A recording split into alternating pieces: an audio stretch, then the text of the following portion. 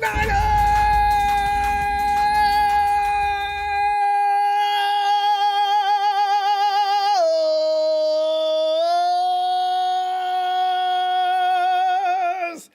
Happy Sunday to you, fam. Getting all those chores around the house, wifey's asked you to do for the last 6 months. Playing with the kids, going out and doing all fun things. or just hanging out with your lady if you're not, hooked up or anything like that. All kind of things you could be doing, should be doing. So, I know. I have no idea. Anyway, let us get started here because we're already late again. Hey, JJ, boy, somebody pass JJ the backwood. I see that every time. And we don't perpetuate or condone or promote any dope smoking. Well, it is California. As the days dwindle down, all is quiet at Niners headquarters, Santa Clara.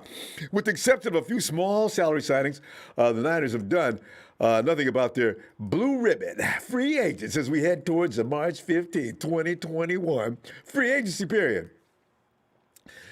Trent Williams news may come before the deadline, but for now, anxiety started to creep in a little bit around the Niner Empire because, hey, y'all had all kind of time to get that done. What's going on? So we're taking your phone calls on this particular Sunday evening to contemplate the Niners' potential dilemma with the NFL's top left tackle, and he knows it too, along with everything else.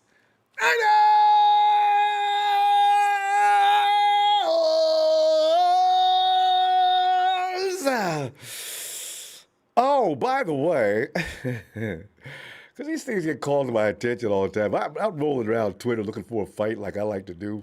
And I do, too.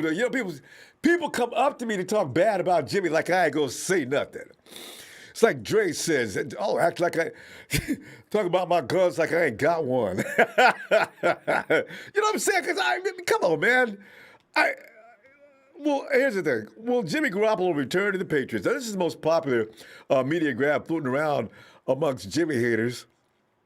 In 2014, as you know, the Pats drafted Jimmy. If you didn't, you know now, huh? In 2017, they traded him. In 2021, could they be reacquiring JG? Greg Bedard, Bedard, is that right, Bedard? Recently said on his podcast that 49ers quarterback Jimmy Garoppolo represents the Patriots' Plan A at quarterback via NBC Sports Bay Area. Bedard characterizes Garoppolo as far and away New England's preferred choice. Now, where he got this information from is yet to be, I don't know. Who is he? Of course, the 49ers would have to make someone else their preferred choice before Garoppolo would even be made available. It doesn't appear that they're trying to do that either, so I don't know what this could possibly mean. But even then, it's hard to imagine Garoppolo being traded given that he's due to make $25 million in 2021 with a shrinking cap, and given that Garoppolo has missed 23 games over the last 3 seasons, which is pissing off a lot of people. I'm not happy with it either. Don't make no mistake. I'm more interested in his talent and his potential. I'm not happy about the missing games. It'd be a bit strange, though, to justify paying Jimmy the same amount Tom Brady will earn in Tampa Bay this year. Bedard previously predicted that the 49ers eventually will cut Jimmy G. This particular writer sees him being that bad. Bedard goes on to say, reported interest in Panthers quarterback Teddy Bridgewater, who's due to make $17 million this year, could be a precursor to telling Garoppolo he should be making $17 million as well. He seems a little bitter about the Garoppolo guy. Bedard, like so many, is no Jimmy fan. It goes on endlessly insulting Mrs. Garoppolo's baby boy, which I won't go into all that. But here's the thing. If this particular individual is a source of this matter, don't go betting the house on him being accurate. His rage could be clouding a lot of his good sense and judgment on this. Or else you could go for it. I mean, if it makes you feel better, because I know a lot of people all over Twitter. Hey, Ronbo, man, Jimmy's gone. to Boston anyway. So there. All right. We'll see. Let's get down to something serious. So the 49ers still have exclusive negotiating rights with T. Williams representatives. That will change on March 15th, though, when negotiations with other teams will begin. Kyle, John, with no reports of anything negotiating progress with San Francisco, it sounds like Williams remains on course for the open market. We ain't got but a few days left. This time next week, we'll be sitting there saying, damn, the dude ain't signed. Niners reportedly had extensive contract talks with Williams representatives about the team's regular season finale. Before the team's regular season finale. They had hoped to avoid a situation in which Williams even approaches free agency. Not going to happen unless something changes between now and next Friday. Maybe they don't consider Saturday and Sunday, because usually you figure working days left. There's 5. John, it's been said that Williams and the Niners have a mutual desire to stay together. Still, there is that temptation for Williams to find out what he may be worth. You know it's there? Oh, yes, it is. Williams said in January, quote, "It's been 11 years in the league.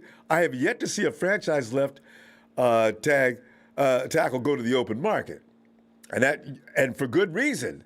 These guys are hard to find." He goes on to say, "I think it would be interesting to kind of see what the value holds. Regardless, like I said, I've always maintained the same thing. I think San Francisco is my number 1 destination, and we'll see how things work out." Unquote. John, Lynch, guys, Prague. Beat writer Matt Barrows recently chimed in on this situation, and he feels there's one team poised to compete with San Francisco in free agency for Williams' services. And we've already talked about this. Barrows said in a recent mailbag for The Athletic, "If I'm the 49ers, I'm most worried about the Colts, who are going to try to strip us of everything we have if we don't be careful. It took Defoe last year, and they're probably quietly targeting, not going to say anything. They're going to target Trent Williams, and they probably already found a way to contact him through some kind of proxy. Who knows?" Barrows says, "I'm most worried about the Colts. They seem to have the combination of salary cap space, currently 5th most in the league, and realistic playoff aspirations of all the potential suitors. Williams also would line up next to all-pro guard Quentin Nelson. And, of course, the state taxes in Indiana aren't nearly as high as they are in California." See what I'm saying? It's worrisome, ain't it? Unquote. The Indy Colts are expected to have over $44 million in salary cap space per over the cap. The salary cap tracking site recently increased our very own 49ers expected cap space to over $23 million, much better than before, but not in the same ballpark as the Colts. Q, Jimmy haters. Get rid of Jimmy, we can afford Trent. Barrows feels that if the 49ers lose Williams, whom they traded for last offseason, John Lynch and Kyle Shanahan could look to the draft for a replacement. Some people are in favor of that as well. That doesn't necessarily mean using the number 12 overall pick on one, though. The Athletics draft analyst Dane Brugler is quoted saying this about that. The 2021 NFL draft class might not have 5 tackles drafted in the top 20, but the depth and volume at the position in the first 3 rounds is even better than a year ago, unquote. Added Barrows, quote, "The 49ers could use the money they had set aside for Williams on a veteran defensive lineman." And you know how the 49ers love them some defensive linemen, boy. They'll go get one in a heartbeat. Take your first day and won't look at anything else. What's going on in Ohio State? Run that up there so I can take a look here. Because, D can't play, man. He ain't said nothing yet, but the boy's laying up with lumbago, arthritis, rheumatism. Pain is moving from his feet to his head. You can't play the edge with those kind of those kind of injuries you just can't do, man. And it doesn't sound like they're going away. They're increasing. But fam, the likelihood that Williams becomes the highest paid tackle in the league seems pretty inevitable. And with the 49ers lacking significant cap space, it's not difficult to imagine Williams leaving the confines of the Bay Area. With this worst-case scenario in mind, what are the options the team would have to replace Williams is going to now be the question. Now, we can start thinking like that now. And, because if you go ahead and line yourself up for the pain, and all of a sudden Wednesday afternoon, the 49ers have come to terms with Trent Williams. God, what? Shut up. What? We can go ahead and get excited. So, in-house options. I'll just go through it real quick. Justin School, he's got 2 years with us. He was a sixth-round pick. School has been seen game action in both seasons with the 49ers, including 12 starts, with 2 of those starts at right guard in weeks 15 and 16 of the 2020 season. The problem with School is that in those starts, he has been downright horrible. In 2019, he earned a Pro Football Focus PFF pass blocking grade of 45.1, and in 2020, that grade declined to 30.5. For comparison, Mike McGlinchey, you can always use Mike for a bad example, if nothing else, right? The 49ers, Mike was criticized to death in the media for his pass blocking in 2020, had a PFF grade of 58.3 for the season.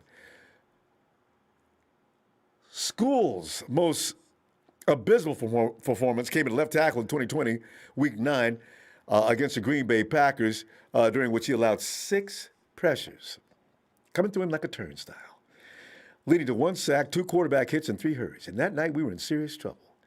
We didn't have nobody. And he go do this. Then you go to Daniel Brunskill. Brunskill's 27 years old. He's not there. He's got 2 years with us. And, he won a spot as a versatile backup who could play any position along the line. And Brunskill is a jack of all trades. And last year, Brunskill earned a starting spot on the offensive line at right guard, which, and then shifted over to center once injuries depleted the depth there. So Brunskill can just go everywhere. He doesn't play center well. I'll put him at guard and tackle, but let's not do center anymore, please. In 2019, Brunskill played 435 snaps, with 85 coming at left tackle and did a great job, and 281 right tackle, and at right tackle. In those 360 snaps at the tackle position, Brunskill only allowed 5 pressures and 1 sack. Oh, hell, that was keeping up with Staley.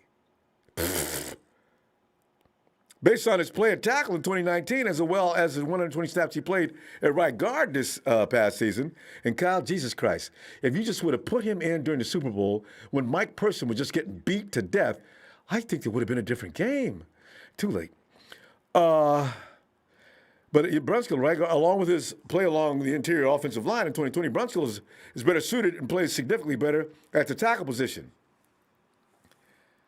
I know it'd be frightening because we'd all say, uh-oh, but Brunskill's no wimp. You put him at left tackle, he might be fine. Might is the operative word here that you don't want to mess with, right? Sean Coleman. Now, here's a joke, fam. Coleman is 30 years old. He's 29, but he will be 30 soon. We may be, I don't know why when I look at the record here, I don't know why the 49ers brought Coleman in.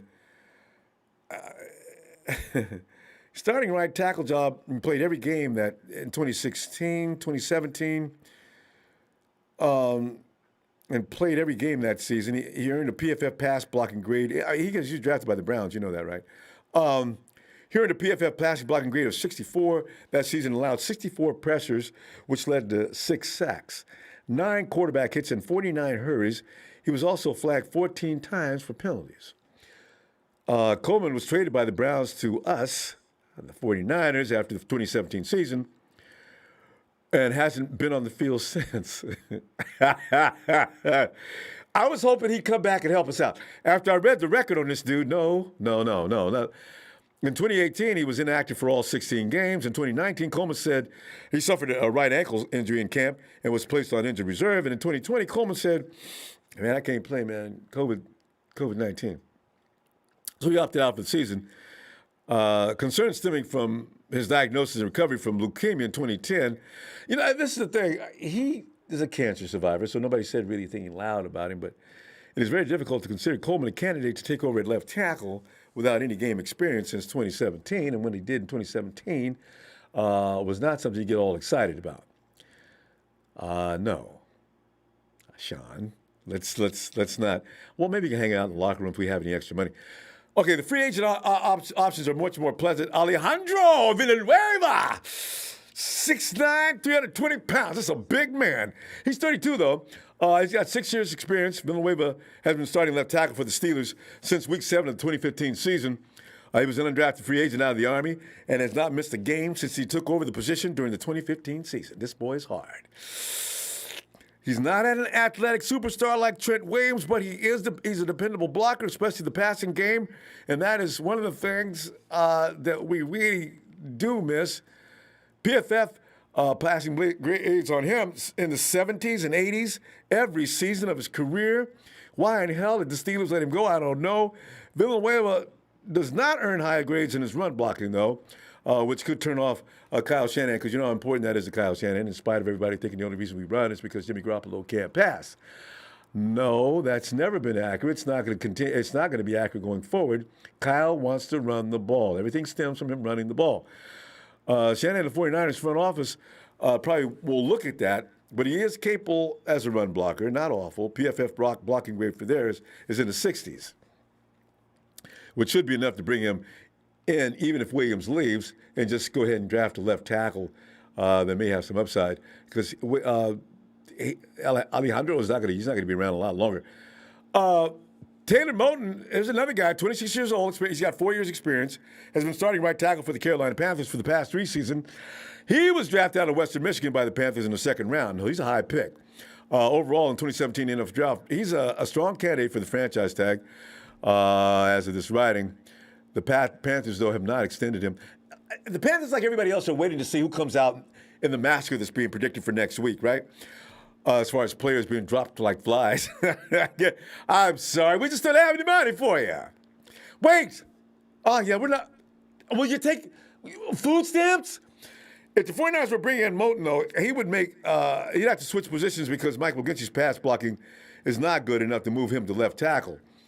Moton has earned his PFF grades in the 70s and 80s as well during the past 3 seasons, and has combined that with run blocking grades of 67.4 in 2019, 76.3 in 2020.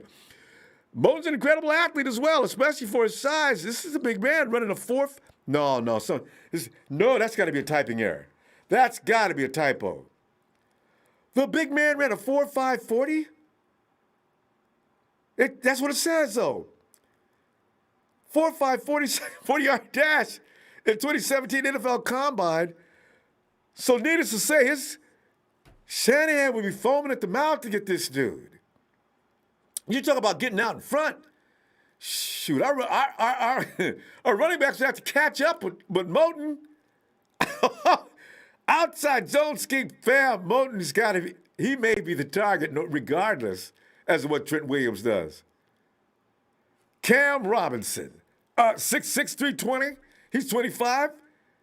He's been a starting left tackle at the Jacksonville Jaguars since being drafted out of Florida State in the second round. High round draft picks in the 2017 draft. Like Moton, he's a candidate for the franchise tag. And with the Jags having the most cap space in the world, not only the NFL, $74 million. They could easily afford to tag him. They could also be a team that throws out an obscene amount of money to bring in Trent Williams. God the mighty. Get out of Jacksonville. Leave him alone. Oh, my God. Robinson's not an elite left tackle, but he has been a solid contributor for the Jags. He suffered an ACL tear in the second game of the 2018 season, has earned PFF blocking grades in the 60s in the 3 seasons that he's been healthy. In those 3 seasons, Robinson has allowed 137 pressures, resulting in 16 sacks. 25 quarterback hits and 96 hurries. If Robinson doesn't get tagged by the Jags, he could be a candidate for a 1-year prove-it deal to establish higher value and enter the 2022 offseason, looking to cash in when the cap is expected to rebound. Okay, hey, looking at the draft real quickly here so we get to the phone. Everybody's talking about him. His name is Rashawn Slater. Mrs. Slater's baby boy is 6'3", 306 pounds. Don't let that fool you. Some draft analysts have Slater rated as the highest tackle prospect that you're going to find, but most have him second behind Oregon tackle Penei Sewell. That only makes sense. He'll likely get drafted within the first 10 seconds of the draft anyway.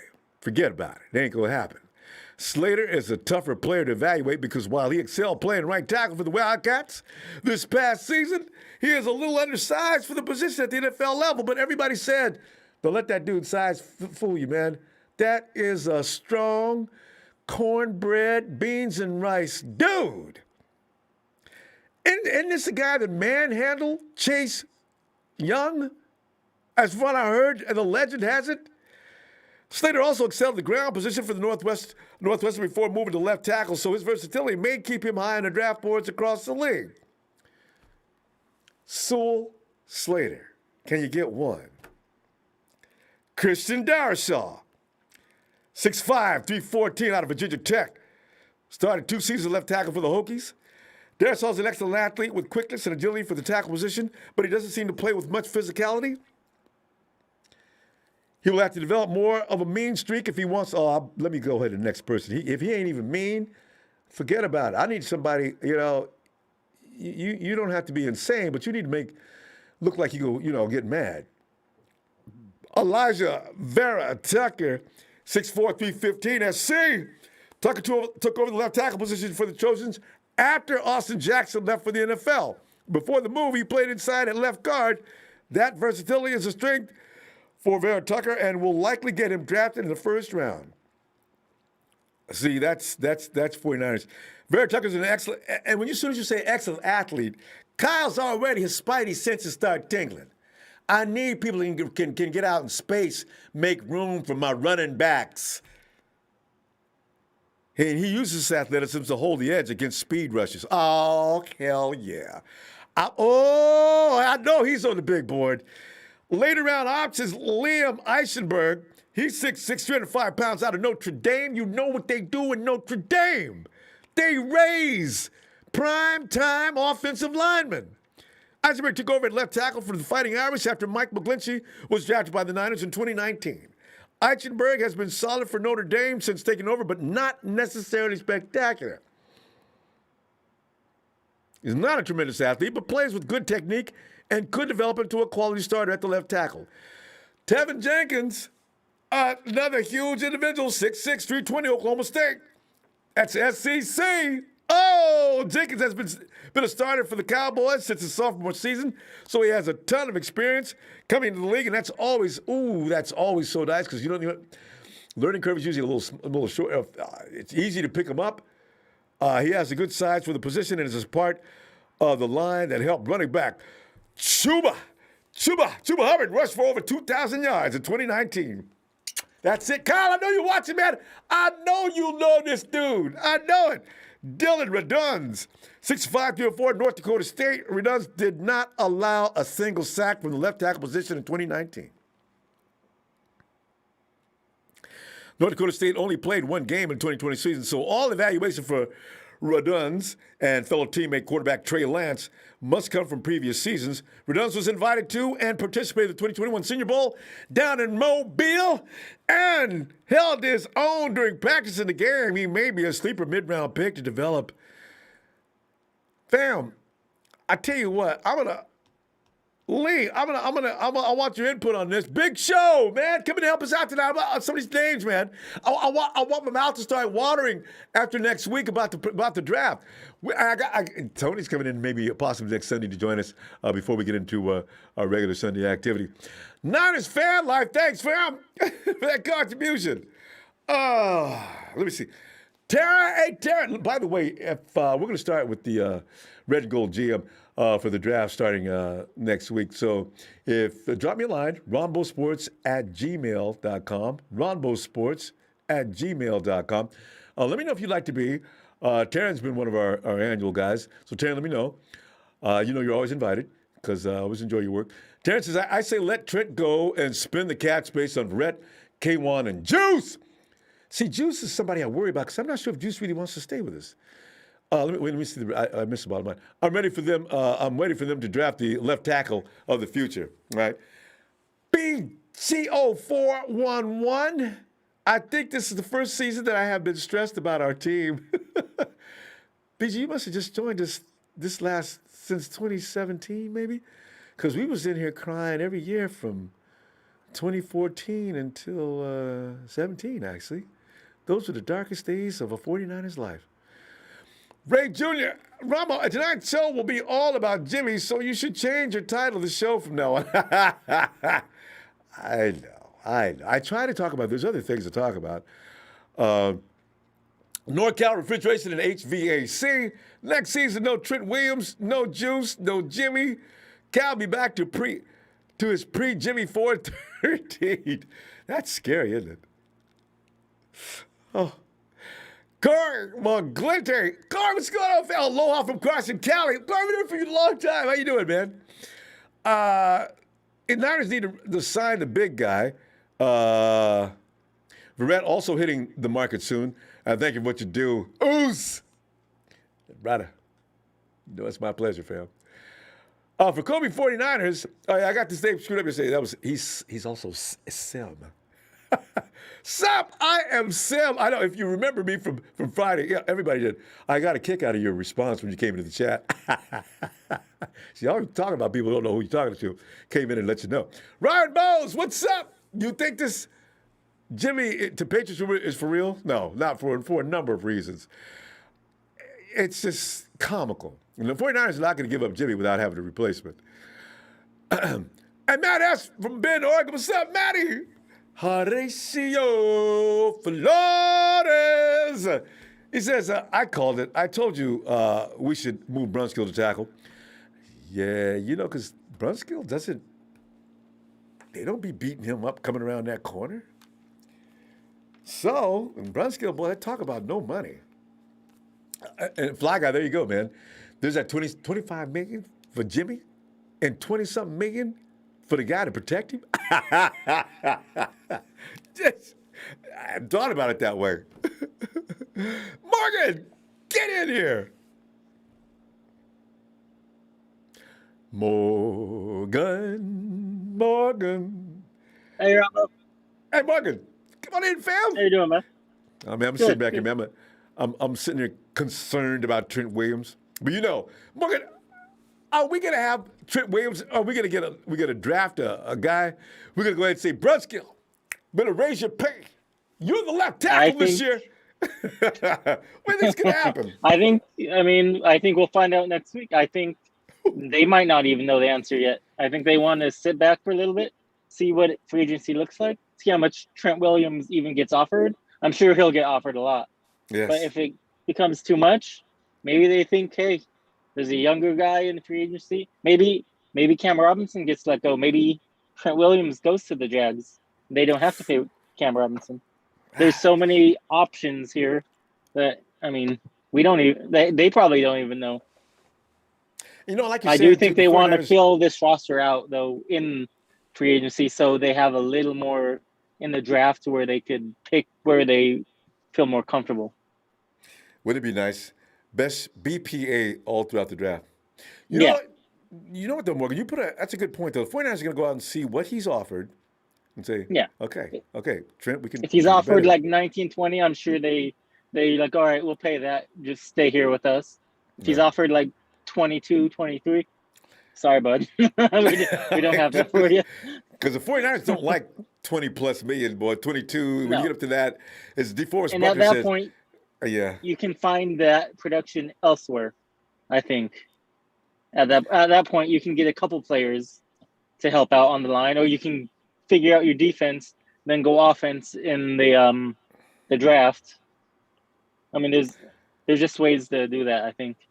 Yeah, because there is rumors that the 49ers I'm not as worried about our money as a lot of people. More than half the fan base is. Yeah, I think we're in a prime position. We're top 10. And also, we should trust them to know what they're doing. Okay, for us, people get all excited about the money and start throwing people out, or whatever the case may be. Maybe we should just watch and learn. What we're thinking doesn't necessarily have to be the case. And a lot of us didn't even know. Hey, Morgan, who knew we had $23 million? John and Parag knew about this a long time ago. I'm sure they. They're not worried. They don't look worried. I don't think they're worried at all. I think they've got it all figured out. And PFF may be confused. Maybe they got more money than that.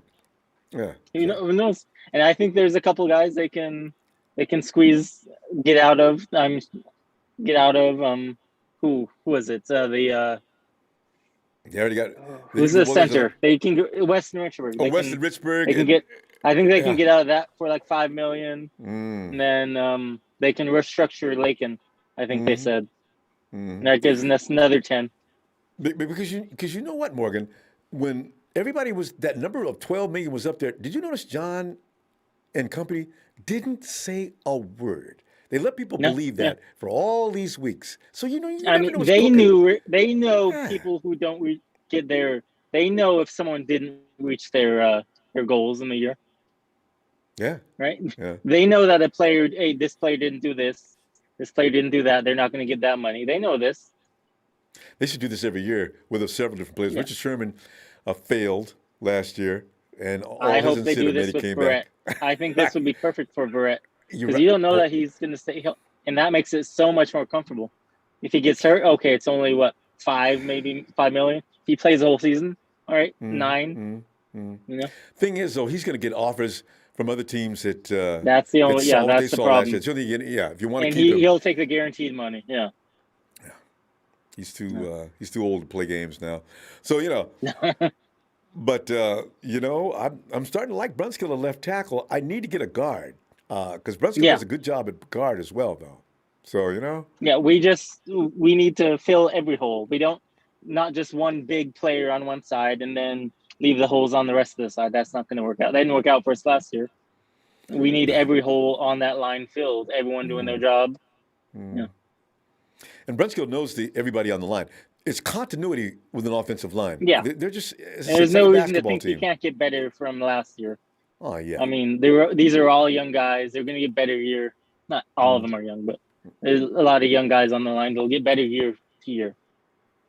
Actually, all of McGlinchey's pretty young. He just been for a couple of years. Hey, this guy's Brunskill's 27. Tomlinson. He just got to gain some weight. Yeah. McGlinchey, he lost too much. He's great at the run blocking. He's top. He's at the top of the list to run block, but he gets run over with his weight right now. Yeah. And that's a lot to do with technique too, Morgan. When you see, if they slow the camera down, if you watch his footwork, Mike is slow of foot. You need to shift weight and move your feet quickly in those situations because defensive linemen are fast. You can't take all day to make the switch. And that's how Mike gets bowled over. God, I can't believe the coaches don't work with him. Spread your feet out then, Mike, if you're slow. Even if you don't play line, you know what he's doing wrong. Okay. Exactly. Yeah. Yeah. The coaches work with him. And not everyone is going to get paid, too. Let's just say that. Maybe a top 30 free agents will get big contracts. Everyone else, there's no money to go around for 200 free agents. Yeah, I know, right? People are, and they're not going to say, "Okay, I just won't play this year." Then go ahead, you can suit yourself. Yeah. Morgan, there's going to be people taking deals. I can't believe we didn't talk about QB1 once, but there you go. Yeah, I know. Well, it'll be talked about. Believe me. Just keep watching. Morgan, I'll see you tomorrow night. All right. See you when? I'm sorry. I'll be back tomorrow for Monday Night Raw. See you tomorrow. Yeah. Perfect. All right, Morgan. See you then. Good night. Night. Let's tell you. Hey, Krusty. Hey, Ronbo, how's it going? Krusty, man, we're sitting here sweating. But the more I think about it, when I look back at what Brunskill did when he was out there on the left side, it wasn't awful. In fact, it was probably better than most. And we already know Daniel can run block. I wonder if the 49ers are thinking, we can always fall back on plan B and let Brunskill go ahead and have that spot. We still need to get another tackle, though, to back him up. It's not going to be Sean Coleman. I had no idea Sean Coleman sucked that bad. But, Krusty, what are your feelings on this, man? Are you worried about Trent Williams? If you see anything in the draft you like, anything that you want to bring to the table tonight? No, like I said before, I think we'll probably re-sign Trent Williams. And if not, I still, regardless if we sign him or not, we draft later in the first round if possible. Ooh, And, Brunskill, he does okay. But I more see Brunskill as a backup person. Well, he my is, personal but I opinion.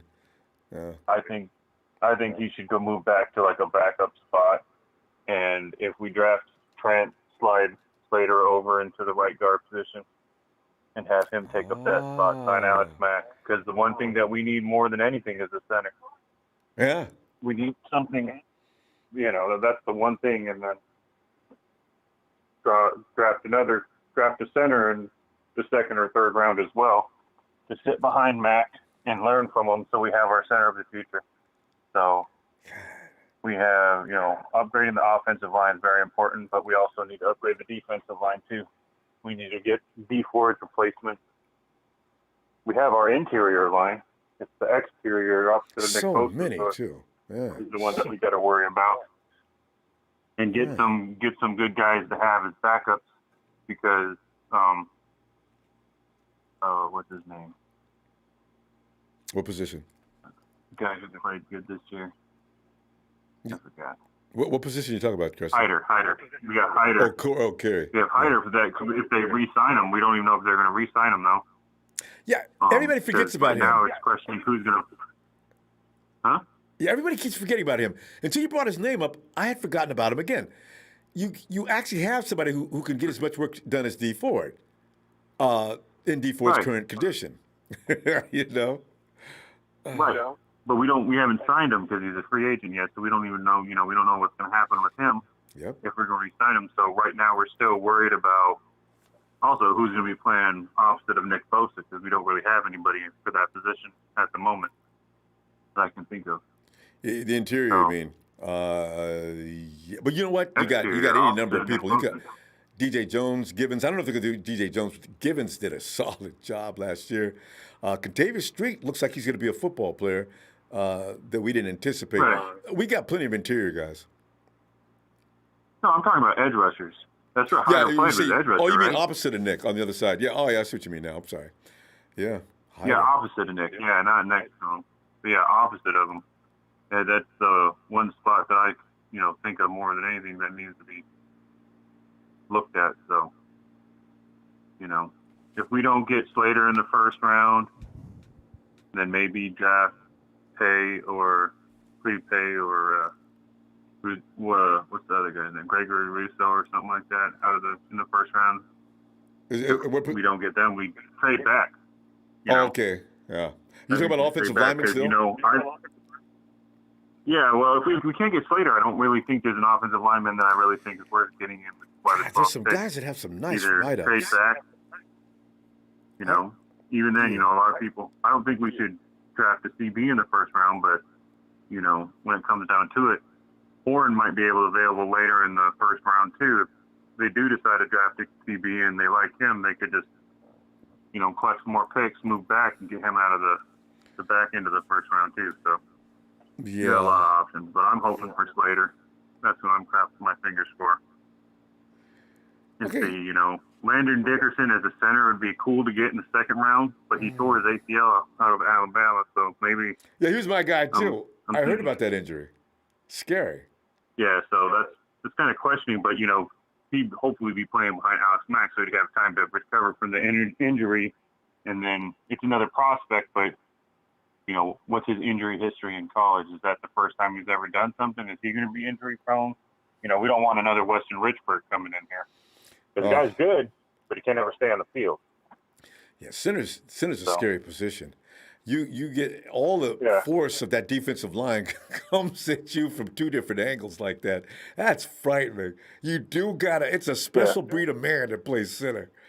Good God. Right, but it's by far the most important spot on the offensive line and it is. Offense, and we saw that last year. Oh God! No center on the offensive line, and our offensive line was discombobulated last year. You had freaking Brunskill sitting in there in the center for a while. It was really confusing. That's not his place.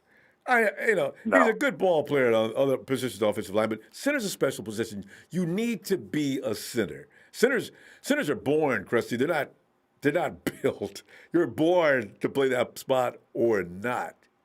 God. I agree. So. I agree with that. So, yeah.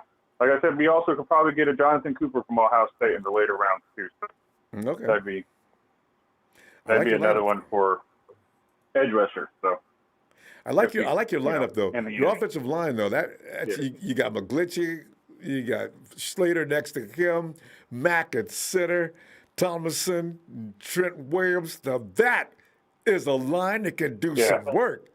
Oh, Exactly. Especially since they say that Slater, how strong he is and whatnot, and I've seen him as rated as the top tackle and offensive lineman in the draft. So they can have the other guy. I'd rather have him regardless. You know, if he can one-hand Chase Young, I think we'll be okay. He can freaking stop Aaron Donald too, probably. see, that's all I need to hear. That's saying something. Crusty, good stuff. Let's see you tomorrow and see what develops. Maybe we'll wake up and say, "Whoa, well, okay, we got Trent," and this will all be over. I hope so. Because, you know, last year we were talking about George Kittle all off-season too, so hopefully get that out of the way first. Oh. All right, fam. All right. Have a great night, Crusty. All Thanks for right, getting in later. here, too.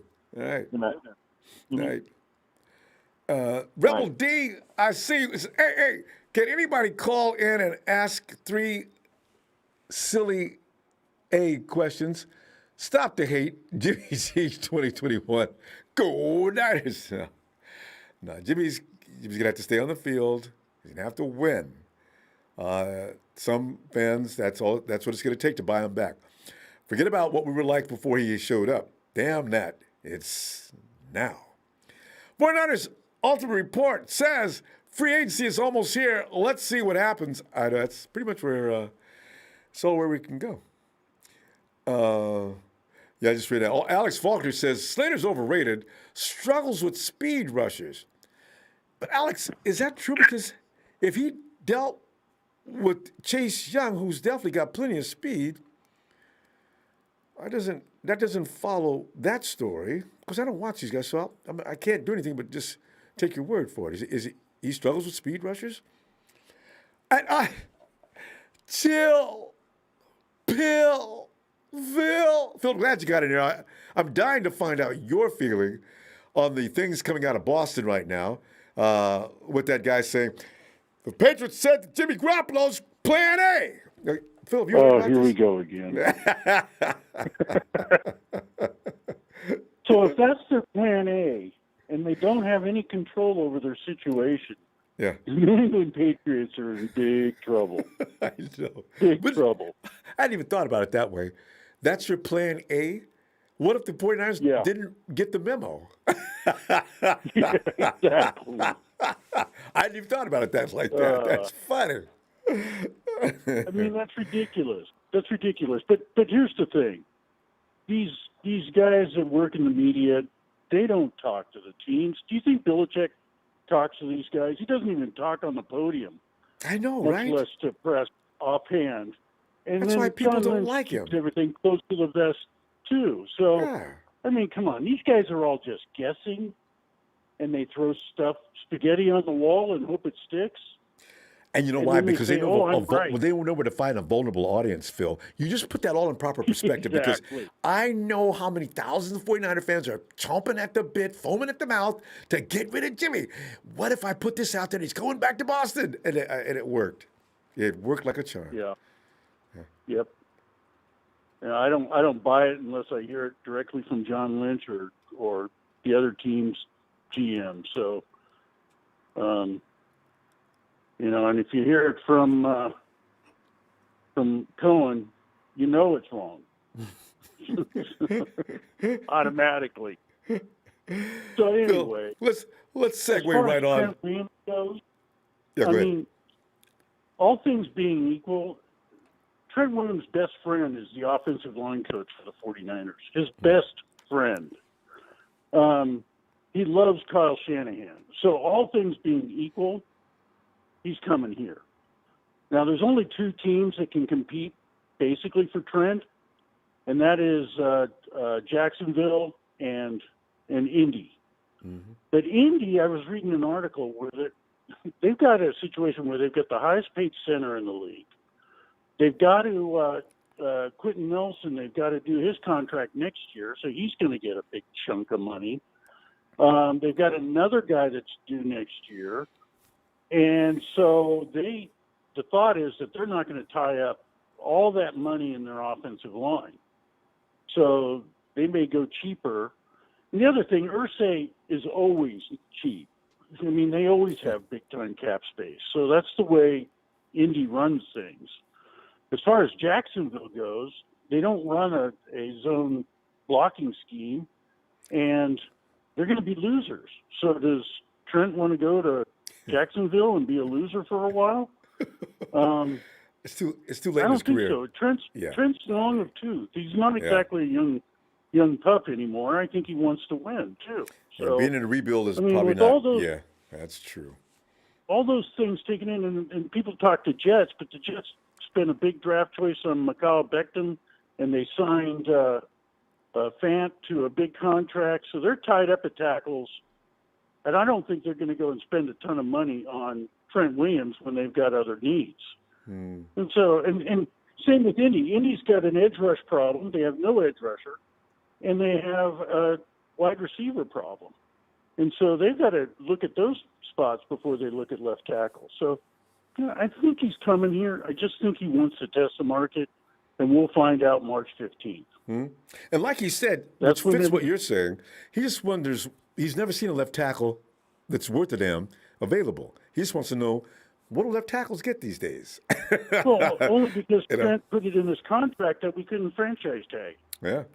I mean, if we had that, we'd be franchise tagging him right away if we had the opportunity to be able to do that. So what's the franchise tag standard right now?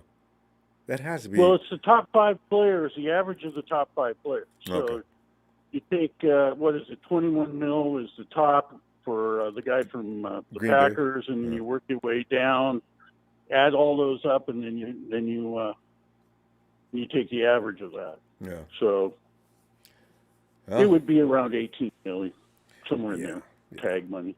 Yeah. But I just don't think he's going anywhere. I really don't. I think he's a priority for the Niners. He wants to be a Niner. If the money's right, he'll be here. And we've got plenty of money. You know, people talk, like Tomlinson's going to get renegotiated his contract.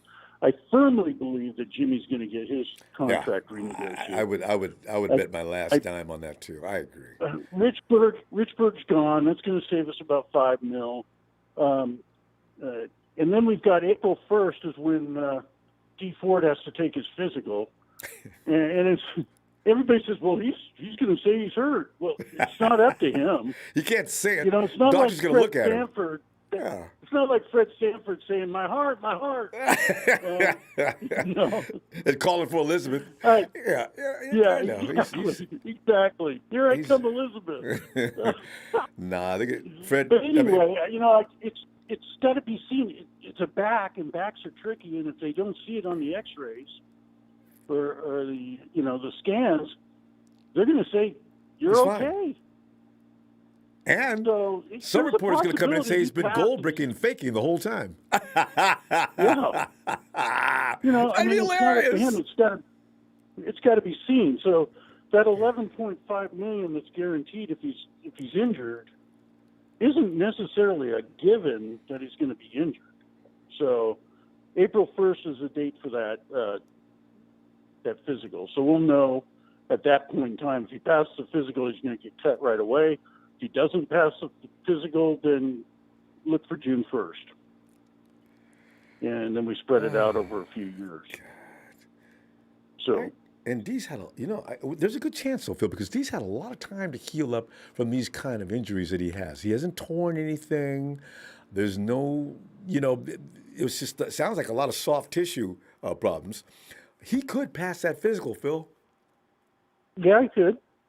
That's why the Niners are waiting to make a call on him. So, Phil, what if he goes out and gets a non-football related injury, though? How does that work? Then it's no good. Yeah, I see. It's got to be football related. D, don't think about it, man. If he gets in a car accident between now and then, that don't count. So. Because big money's involved. People will do crazy things, But Phil, we gotta go. Let me see you tomorrow. Great stuff. And as usual, you came, man. and flash the And I light. don't like the idea. I don't like the idea of Brunskill as left tackle. I like him at right guard. Yeah, not permanently for sure. We're not as good without. I mean, the two best run blocking offensive tackles according to PFF were number 1 Trent Williams and number 2 Mike McGlinchey in the whole league. So, Not surprised. All right. and Kyle is a run first offense. Yeah. People, People and listen to realize that. it. Jimmy haters, Kyle likes to run the ball. It's not anything to do with Jimmy so much. Phil, let me see them all. We're out of time. All right, Ronbo. All right, Phil. Okay, take care. Have a good Bye. night. Emilio.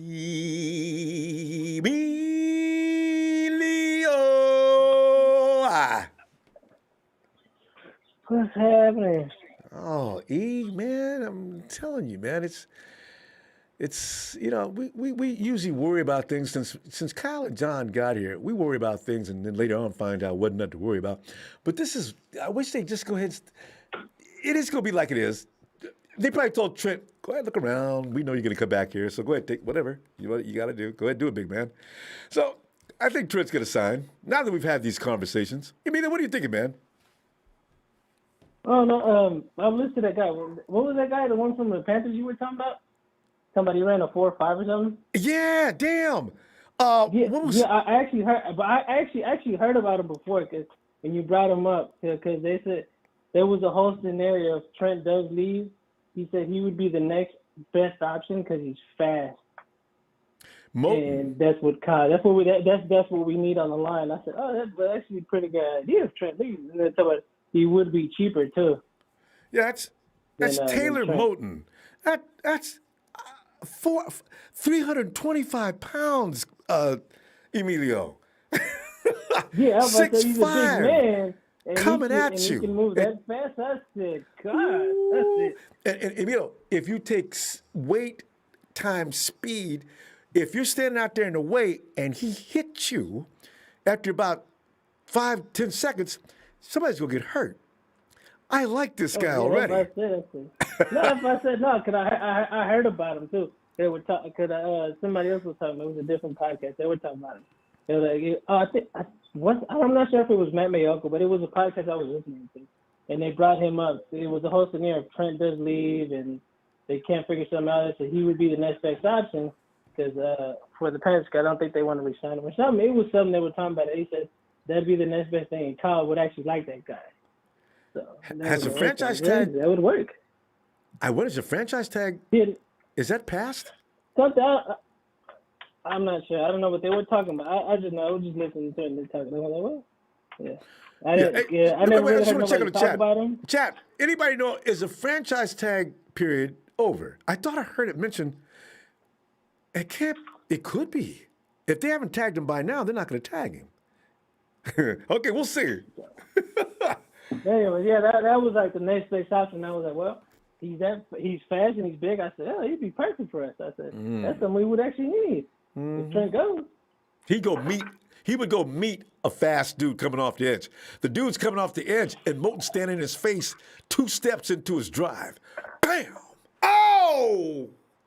The hell was that? That was Taylor, man. You okay? Yeah, it was perfect. I ain't gonna say. I mean, as much as I like Trent, but I'm like, we just gotta look. Either if we can't afford Trent, it's just you gotta go somewhat with a cheaper, somewhat option. Yeah. Try to build this line. So He's even 26. if it is Jimmy a quarterback or whoever our quarterback is, we need to build that line first. Just the line is not too bad. I understand how we did so bad. It literally was the first time that line was together.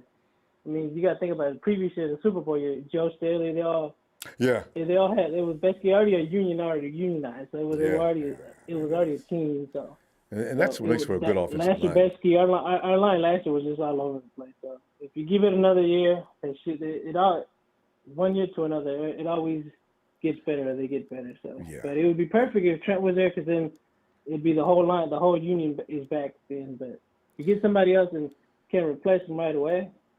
You're right. Fine. It would work. Alex Mack would fit in kind of quickly because he knows what Kyle likes to do. But you'd have Trent, you'd have Lakin, you'd have Mack, you'd have Brunskill at guard would be fine. You got Mike over on the other side, and we can do what we do. Set that Yeah, pass that's up what I with was that gonna say. run. Let's go. Yeah, okay, that was like, now that you brought Mac up, that was the other thing too, because it was like, well, I said Mac would work too if you bring in Mac and the other guy from the Panthers. I said that would be perfect with Trent leaving. I said that actually set up the line and make it way better than what it was, or either better or as good as what it was. So I was like, okay, well, hey, there's options out there. And like I said, we don't want, like I said, it's always, sometimes you need to spend money, to better our product. But if we can't really spend that much, since we don't have that much, someone's got to go to better, cheaper options. And then, like I said, there's a whole bunch of players out there. It's a lot of players that's going to get cut or released. And there's players out there. So. What would you pay Taylor Moton? Because he's coming off his rookie contract, though, Emilio. Because, like, he's going to come in and say, okay, I just finished my rookie contract. Y'all know I need to get paid. So, what are you going to give him? It all really kind of, it depends. If he really did a great job in Carolina, then you can kind of pay him. So, I mean, you don't have to pay him Trent Williams money. You can pay maybe a little less, maybe somewhere between 16, maybe 15. I mean, it all depends. I don't really know the guy. I just heard about him, so I don't know if he was really good enough. So, like I said, I started hearing about it recently because it was the whole Trent thing, if he stays or goes. So I don't really too much know. So I couldn't really say, let's give him this much, but then you're preparing for the guy. So, yeah. It would all depend on his skill. Give a decent amount. He would be a cheaper route to go with. Yeah, give a decent amount. Give him some incentives. Let him reach for those, because you want to get a youngster like that to play over his head to get paid. That's what you want to get anyway. It's better too, because you think about it, it's better too because he's younger, so it actually helps. He, in his early 20s, so it helps with guys like that. Either way. All right. I mean, we're gonna go. Let me see you tomorrow night. All right. All right, man. All right, talk to you later. Hey, have a good night. Yeah. You too. Later. Yeah, Moton, man. See, now Moton's got people. Lee, man, I gotta. You guys, somebody tell me about Moton, man, because this guy, man, that's 6'5", 4'5", 40. That means he's that dude that can run Carlos Hyde down from behind. Hey, Tony.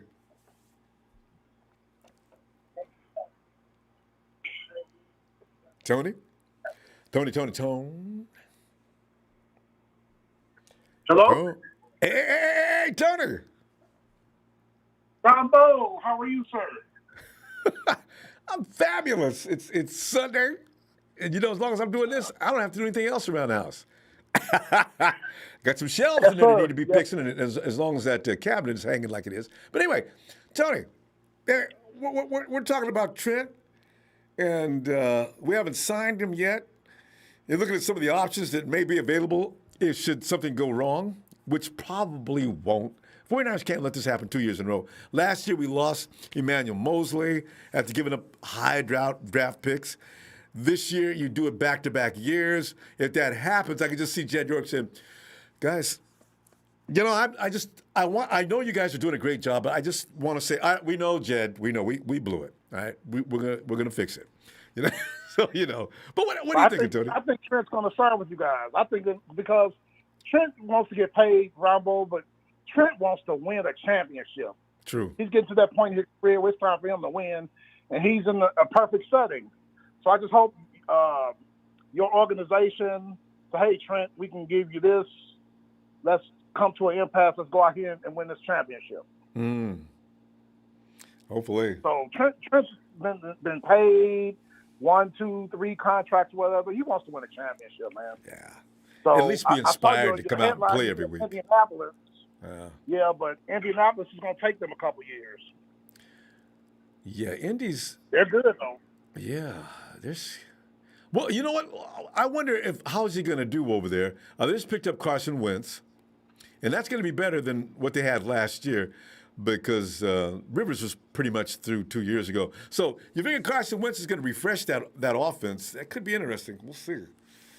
Yeah, man, and every time I see Jonathan Taylor break a big run, I get mad at my Falcons because I wanted him so bad for the Falcons. Girl needs to retire, man. Yeah, Tony. I'm actually going to put ATL next year there. Yeah, you know what? What happened to was it Ridley? Calvin Ridley. Yeah, what was he injured last year? No, he had over 1,300 receiving yards. He didn't make the Pro Bowl. See, Julio got hurt. Yeah, I know. Yeah, he had 1,300 yards. Falcons fans are idiots, Ronbo. Remember I was telling you last time about I feel you as far as Jimmy G, because Falcons fans complain about Matt Julio? Ryan. I'm telling them Michael Vick's not walking back in that door, so y'all need to stop it. Matt Ryan's ninth all time in passing in the history of the league. Ninth. People do not understand They don't appreciate you could get hurt playing football. But these guys, most of these guys, I think, haven't ever played this game.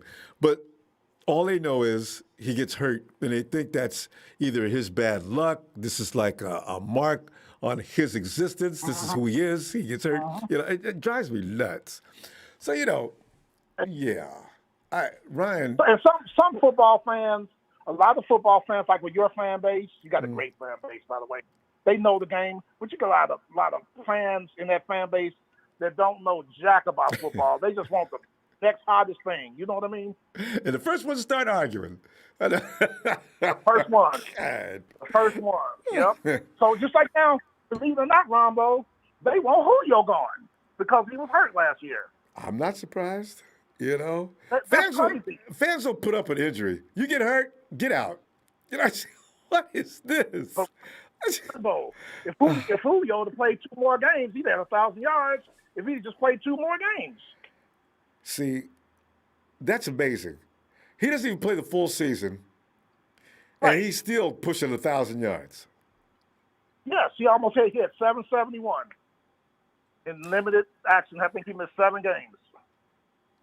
Julio can go play whatever team he wants to. If the Falcons decide to listen to the fans and he wants to leave, oh no, Kyle will pick him up in a heartbeat.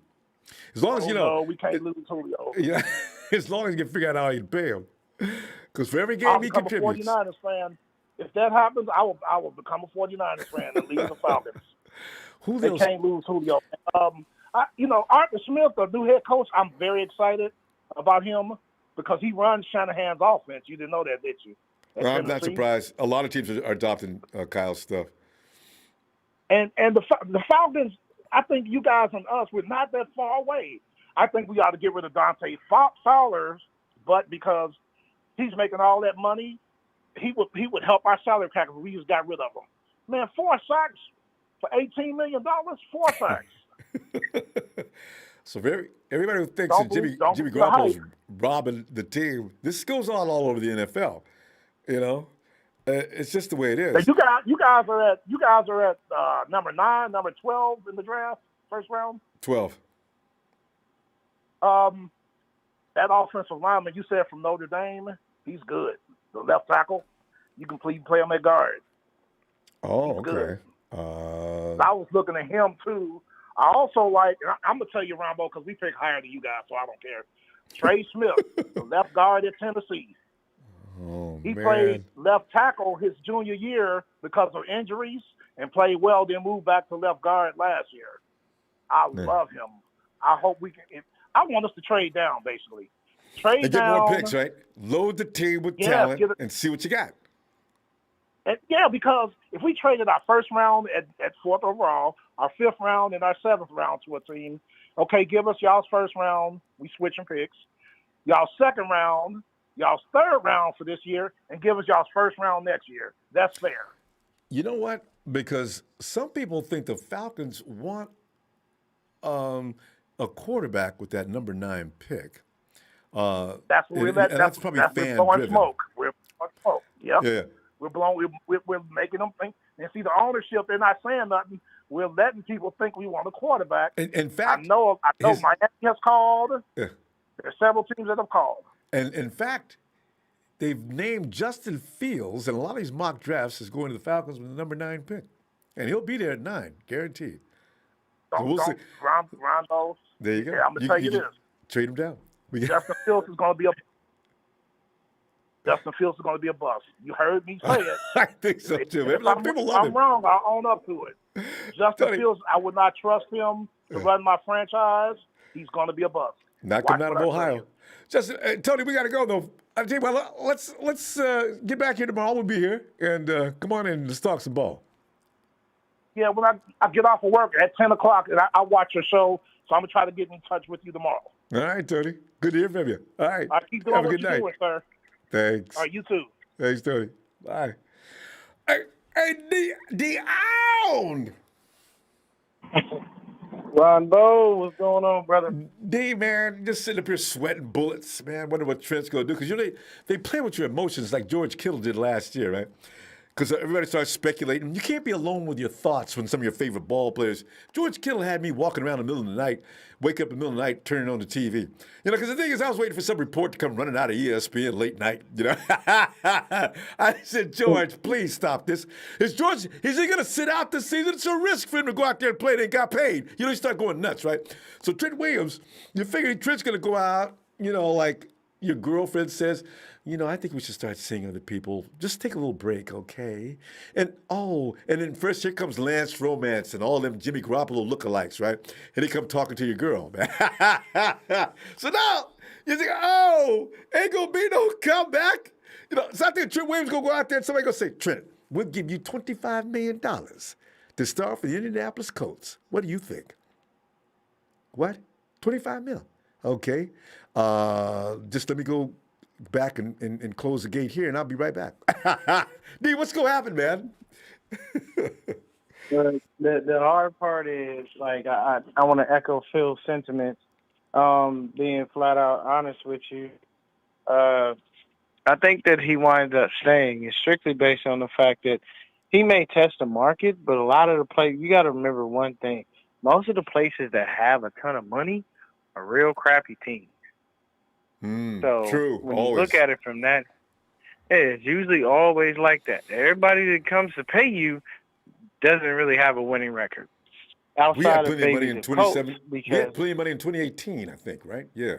Yeah. So yeah, true. Yeah, and then at the same time, I think Trent, I have to agree with Phil 100%.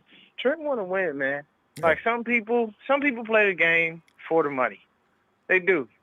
And they will always be remembered because they stood pat because they knew they was gonna get paid wherever they was at. Mm-hmm. Now, I don't knock nobody for getting your money. Get your money, baby. You know what I'm saying? I ain't gonna knock your hustle. Mm-hmm. But at the end of the day, don't come out and say you was about winning the damn championship when you say you was one of the worst teams in the league for all those years. And then I just never got a ring. Man, it was hard. In arbitration it wasn't hard. every year. You just kept getting, they just kept breaking you off the right amount of paper for you to shut up and play. Like that, at the end of the day. Because to tell you the truth, look at what Randy Moss did. Randy Moss said, I want a ring. I'm tired of being on these teams where I'm not getting no damn where. I'm going to New England. And what did they do? They went all the way to the Super Bowl. And Eli Manning says, not on my watch. And took that from him. But it's a situation where he finally, he wised up and made a conscious decision to say, I don't want to be with the losing team anymore. I want to go try to chase an actual ring. I want to be able to have that to cement my legacy as one of the greatest wide receivers to ever play football. And that's the thing. A lot of the times people will be remembered, but that ring, when you don't have it, that's what it is. Look at Charles Barkley, prime example. Charles Barkley was a great basketball player in his prime. Yep. But you know what? Never got a ring. And you know what he's remembered as? Some people call him an asshole just because he is a little bit rude in person. We didn't know that until boy, Charles. Brother Charles. Yes, but I mean, at the same time, it's like, hey, it is what it is, So for me, I think that Trent will stay. I've heard a lot about the line and what we can do. The issue is Daniel Brunskill ain't no center, period. I appreciate what he did for us last year, but Daniel Brunskill is not a damn center. And we need to put him somewhere. Boy. Yeah, and we need to put him somewhere and allow him to build continuity at that spot. Learn that spot. Understand what that spot's supposed to do. And the line can have continuity. We plugged and played so many different people. I didn't expect our line to be ranked anywhere. PFF giving us up in the top 10. I'm like, the hell for it?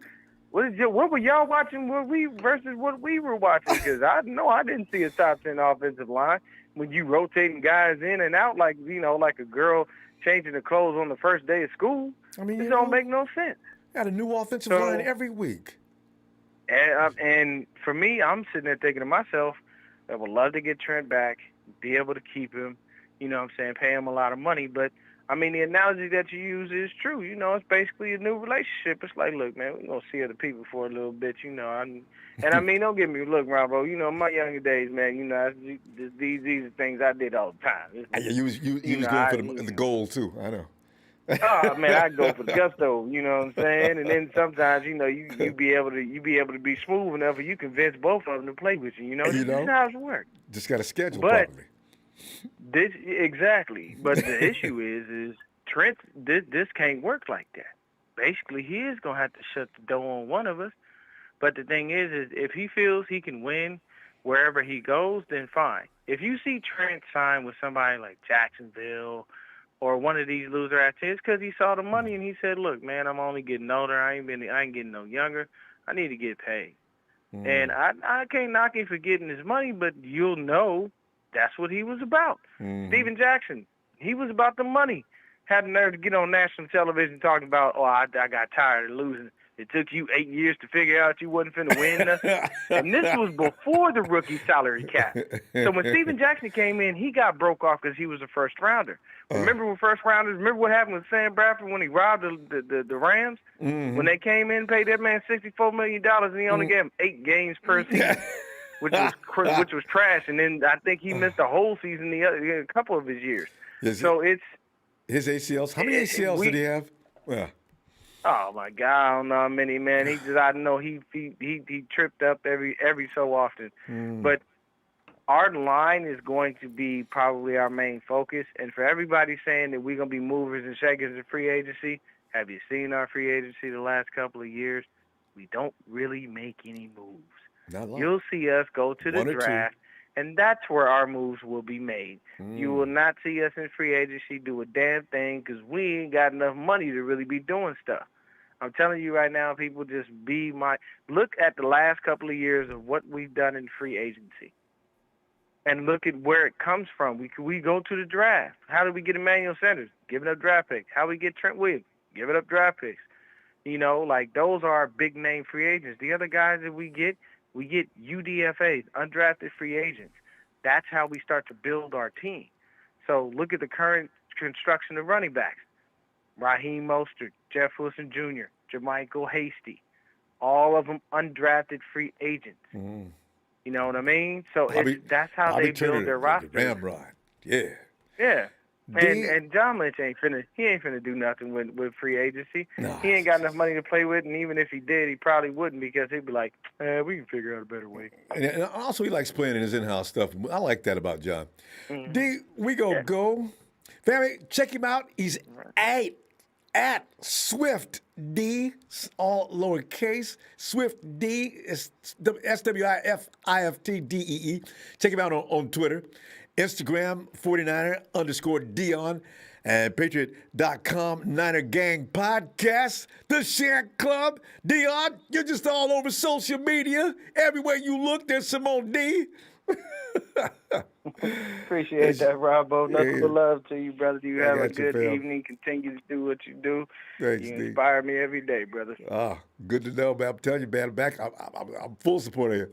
We'll talk to you later, D. Have a good night. Right, hey, give a holler to the family, too.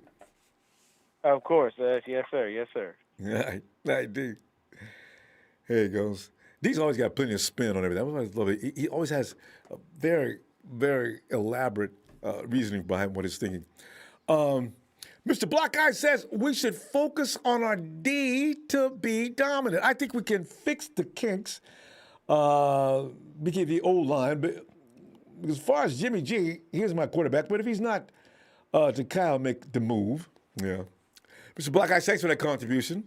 And Tony Nakatani singing. I don't know why I started wanting to sing every time I see Tony. Fam, let me apologize, as I can't hold a note to save my life. Tony says, happy Sunday, Ronbo, with news of Verrett testing free agency and with Sherm returning his incentive money.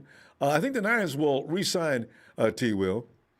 Because if Verrett goes out and gets signed right away, then you go ahead and you got, don't even worry about him from that point. Worry about Farley and Sertan and some other people. Well, show! He says, Ronbo been super busy with work, family, having an 8-month-old niece that just entered the world. All right, congratulations, show boy. Babies are so much fun. Apologize not being around too much. I will be around closer to draft time. My bread and butter. And show, because I've got all kind of questions for you. You and Lee are my go-to guys when it comes to the draft, man. I tell you. Thanks, Big Show, for that contribution, fam. Hey, John. Ronbo. John, we're discussing. This is why I love having these meetings, John, because as soon as I talk to you, we have these meetings. I feel better because Trent Williams has been concerned. I've been concerned because I'm thinking, why are we going to wait till the last minute to sign him? And after having these conversations, it makes sense, actually. If we know anything about Trent, he's probably going to sign. But your assessment on the situation and how you're going to go about doing it, if you have to go to the alternative of saying, oh, my God, we lost Trent. Okay, what are we going to do now? So you can address that. Yeah, but go ahead, John. At first, the last time I spoke to you about Trent Williams, I was telling myself that Trent Williams was going to come back. But after, doing my homework and realizing some of the important needs that the 49ers have to do, one question was asked from me from another YouTuber who I've been, talking to, emailing and contacting, who also does what you do. He's not as big as you, but the point that he was telling me is that Trent Williams in the NFL Network this past week, that someone said that Trent Williams may be asking much more than he wants. And they're saying that some rumors are coming out of San Francisco that he may not return, because I think Trent Williams realizes that there's another offensive tackle who's making more money than him, and he doesn't want to be paid that little. So something that I feel that there's a possibility that now Trent Williams is 50-50. I'm not saying he's completely going to be, gone, but one person, was telling me that the Colts are going all in. They just got, Carson Wentz reuniting with his coordinator coach when he was in Philadelphia. The Colts have probably the most money out of all the teams that are at the bottom, and they just took Buckner from us. They're going to add more players on that defense, and they're saying that maybe we need to protect Carson Wentz, and with Trent Williams' big size and Indianapolis, they're trying to swing for the fences. So that does scare me, and I hope that the 49ers find a way to figure out what to do with Trent Williams. I'm starting to become a person back on the Jimmy Garoppolo. We got to let him go, because I was talking to somebody else also yesterday, and I was telling them that New England just threw a huge curveball, saying that they're their plan A. Well, New England, if you're going to be saying this stuff, and hopefully the media is not doing your mouthpiece, New England, offer San Francisco something. Let John Lynch look at what you want to offer, and until the Patriots offer something, he's not going to the Patriots. That's the thing that I despise, when these writers are the mouthpieces of these owners. Come on. So if, like I said, hey, you want Jimmy Garoppolo? Guess what? He went to a Super Bowl, so his value went up. How bad do you want him? So at the end of the day, the 49ers are going to make some tough choices, and guess what? None of us are going to like what's going to happen, and I feel that as these days get closer and closer to free agency, we may lose much more, and it's not a Super Bowl team no more. It's a retooling team. So that scares me. Yeah, no. If Garoppolo goes it's a joke though. I mean, if the Patriots are really serious, that wouldn't have got out. But here's the thing: if Garoppolo goes, that means we are immediately thrown into rebuild mode. Why? Because now you've got to go through a shuffle. You don't have a starter for next year. You don't even have a backup. So yeah. And then now you start to you unload. You go ahead and have that fire sale, and start making trades and picking up draft picks and first round picks. You can get great draft picks for. Let's see who we got. You might as well go ahead. George Kittle probably would fetch you the highest amount of draft picks. There's 2 more first rounders. Fred, would you take a couple more first rounders? You can become the Cleveland Browns overnight if the 49ers bite on any of the madness that's surrounding us right now, because right now they are Super Bowl ready, provided they get Trent Williams back and find another couple of pieces. If you get rid of Jimmy, you're not going anywhere with a guy that knows nothing about Kyle's offense and untested, because a rookie, in spite of what people want to believe, he's not going to come in and master Kyle's offense with the guys already out there in the field. So, yeah, it would be a rebuild immediately. Yeah, and that's what's going on right now is that 2020, again, I'm sounding, the same and the same. 2020 sucked. And now, San Francisco, who would have thought that in a year where there was going to be no money, the 49ers were going to have a lot of free agents. Who would have thought this situation? And even though we got $11 million more dollars, I think John Lynch is going to, stay, quiet until when the league says, all right, you can start calling them. And then I think on probably the earliest we'll start hearing is the Saturday or Sunday of next week. That's when we'll find out everything. And then last but not least, Jimmy Garoppolo, he basically is still going to be pursued until that June 2nd.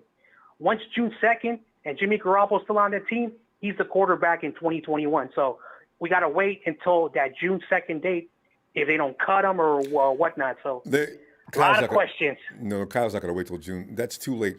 You need if you're going to get a quarterback and actually try to stay in the game, you're going to have to get that quarterback immediately. There's too much to learn. Kyle's not going to wait. If he doesn't want Jimmy's out of here probably next week. Actually, he doesn't have time. It's too much to learn. You need to get your guy in here right now. So, yeah, that's the real. That's what it's all about with Kyle. And we don't even have a backup yet. That's what's so scary. We'll see. Anyway, John. All right, fam. Let's see you tomorrow night. All right, Ronbo. I'll see you tomorrow night. Yeah. Remember, guys, like, comment, send your chats, and subscribe. All right, Niners. Thanks, John. All right, man. Have a good night. Oh, God. Hey, Rick. Good, man. Rick, what's good, man? Oh, man, what's bad is the thing. I really wish the 49ers, I understand that Trent says, well, let me, I just want to know what it's like out there, man. I'm going to come back. Y'all know me. I'm going to come back. I just wish we didn't have to go through Trent going out to look around. Trent's just going through the shopping mall just to check things out and see what things cost, right? So, I mean, you worry. Somebody's going to say something, they're going to take him out, they're going to fly him in and take him to the best restaurant in town and, tell him that they got, look, Trent, look at this figure right here. That's the best steak that's in Indianapolis, by the way. Check that out while you're having that. Can we get another bottle of wine here? Don't give us that cheap stuff either. I can already see this because if you're going after Trent Williams, you don't play. Ain't nobody going to be playing. They're going to be coming at Trent with everything they got. And that scares me. You know what? Like Dion said, we'll see what really matters. I mean, understand on one hand, this is pretty much Trent Williams' last quote-unquote big contract, whatever. But if he's all about just getting money and not worried about winning, then like you said, you'll see him go to one of their, like a Jacksonville Jaguar or something like that, where they can offer him probably the most money versus winning. But I mean, a lot of times after a while, you can tell people have checked out halfway through the season because they know they're not going anywhere, whatever. And I hope we able to retain him because this will be another one where we made a midseason move, and we have nothing to show for it. Last year we did it, the year before we did it with Emmanuel Sanders, and we didn't do it. And I think we did the with Trent Williams because I think we were kind of going all in, like, hey, we did as well as we did the previous year, won the Super Bowl. Joe Staley retired. We got somebody who could probably be maybe a little bit of an upgrade and run it right back. And I would like for us to at least have something to show for it. So I'm hoping that he values winning a little bit, and so he's willing to give us somewhat of just a little bit of a discount, whatever, so we can retain him, so we can get him. Because I don't want like Brunskill on the left tackle, whatever. I mean, you could probably look at what's his name, Alejandro from Pittsburgh. Probably look at him. Villanueva, yeah. Yeah, Villanueva. But even still, it's a crapshoot. And everything, like we said before, we need to the 49ers at this point need to make a decision, like I said before, Jimmy G. If they're really quote unquote committed to him, it doesn't matter what we say, because the 49ers are really saying one thing but doing something else. Because if they feel that he's our quarterback for the future or whatever, then we need to lock him up. So like you said before, you can free up some cash so we can maybe retain Trent Williams or whatever, but we can't keep saying, we like you, but we want you to play on the same thing, because his salary right now, although is not that much in compared to quarterbacks of today, but the percentage that it eats up on our cap, right now it's expensive because we need extra money. It's expensive, and we need extra money. So it's like, look, if you believe in him, then okay, like you said before, maybe put some of his salary into a signing bonus, extend him for 2 or 3 years, whatever. And so we got him for the next 2 or 3 years, and we're able to build around him. If not, then like you said before, we're going to have to move on and see if we can get something for him. Because quick rant. Ronbo, you know the thing that bothers me the most about the 49ers, and we've been saying it's that the 49ers, even with Trent Baalke and even now, we've been talking about we always get injured players. And we've said that we criticize the old regime, Trent Baalke and them, but we've done the exact same thing. We did it when we got Jerick McKinnon, we got Quan Alexander, when we got Winston Richburg, when we got a D4. And we paid, not only have we used draft capital to get these guys, but we also paid them. And we paid them a lot of money. So the thing about it, the 49ers, the 49ers are not cheap. The 49ers are not cheap. We just invest wrong. We just invest a lot of money into injured players. So at this point, we need to stop. We need to stop with that. If I don't care if you were good 2 or 3 years ago, if you have a tendency to be injury prone, whatever, it's like, we have no more time for that, because we've invested a lot of resources, a lot of draft capital, a lot of salary cap into players that really haven't produced for us. And so we need to start being more cutthroat with all of that, because I'm tired of waiting for a D4 to pass a physical. We know he's not going to pass a physical. We know he's going to pass on physical. Come on, man. Trust me, D4 right now probably looking at TV like, oh, y'all want me to take a physical? Okay, cool. Just I'll take the physical, and when I fail, sign that check. That's what he's looking for. He's not looking to try to get better, get back on the field, whatever the case may be. But hopefully, like the good thing is he can't go out and fake nothing. They've been probably monitoring D's health ever since last season. So if something weird shows up that makes it possible for D to collect, boy, that's gonna be hilarious. Yeah, it's just. I hope we do get Alex Mack. If we're going with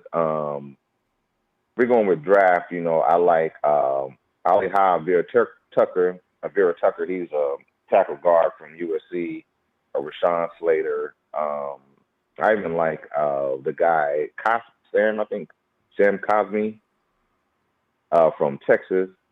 But we definitely need to start, and that's the thing. That's the thing about the 49ers.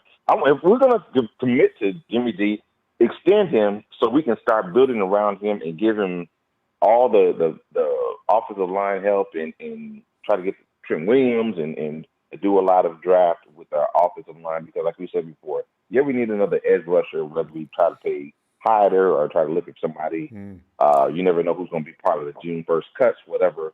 But we have to. We're going to run out of time. We have to get better all line. But fam, hey, Niner Faithful, Niner Empire. Right now, I guess we just all got to stay tuned every day. The hopefully good 49ers news. Coming up soon. You all have a good evening. All right, Rick. You too. Talk to you later. Okay.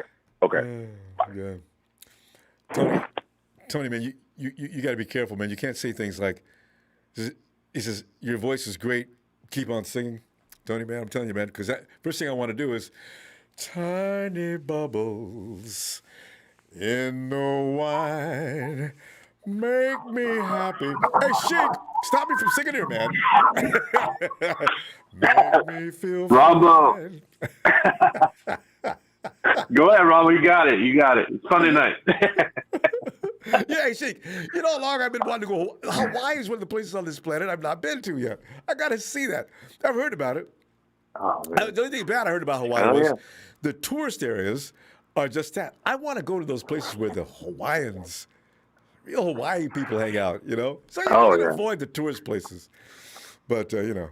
Yeah, tourist is not the place to go. You got to go for the locals, unfortunately, you know? They know what to do, what to go to the spot. They know what's up. If you want to have a good time, you go with the locals. It's always the case, no matter where you go. Hey, but all right, Trent Williams, man, he's given everybody reason to be concerned. To a degree, but there's a lot of good sense. Phil brought in Dion. Everybody realizes that Trent is probably not gold digging at this point in his career. He probably does want to go somewhere. Yes, the money needs to be there, but he also wants to play for a purpose. When you're Trent Williams' age, you want to go out and be inspired every Sunday, Thursday, Monday night, or whatever the case is, playoffs, and find yourself in the Super Bowl. So I'm wondering if Trent's weighing these things in the balance, will money sway him, knowing that if he comes back to 49ers, he could be the missing piece to take the 49ers all the way, even though you got that contingent that said, we'll never win a Super Bowl with Jimmy G. Well, see, that's BS. You and I both know. We almost won a Super Bowl this time.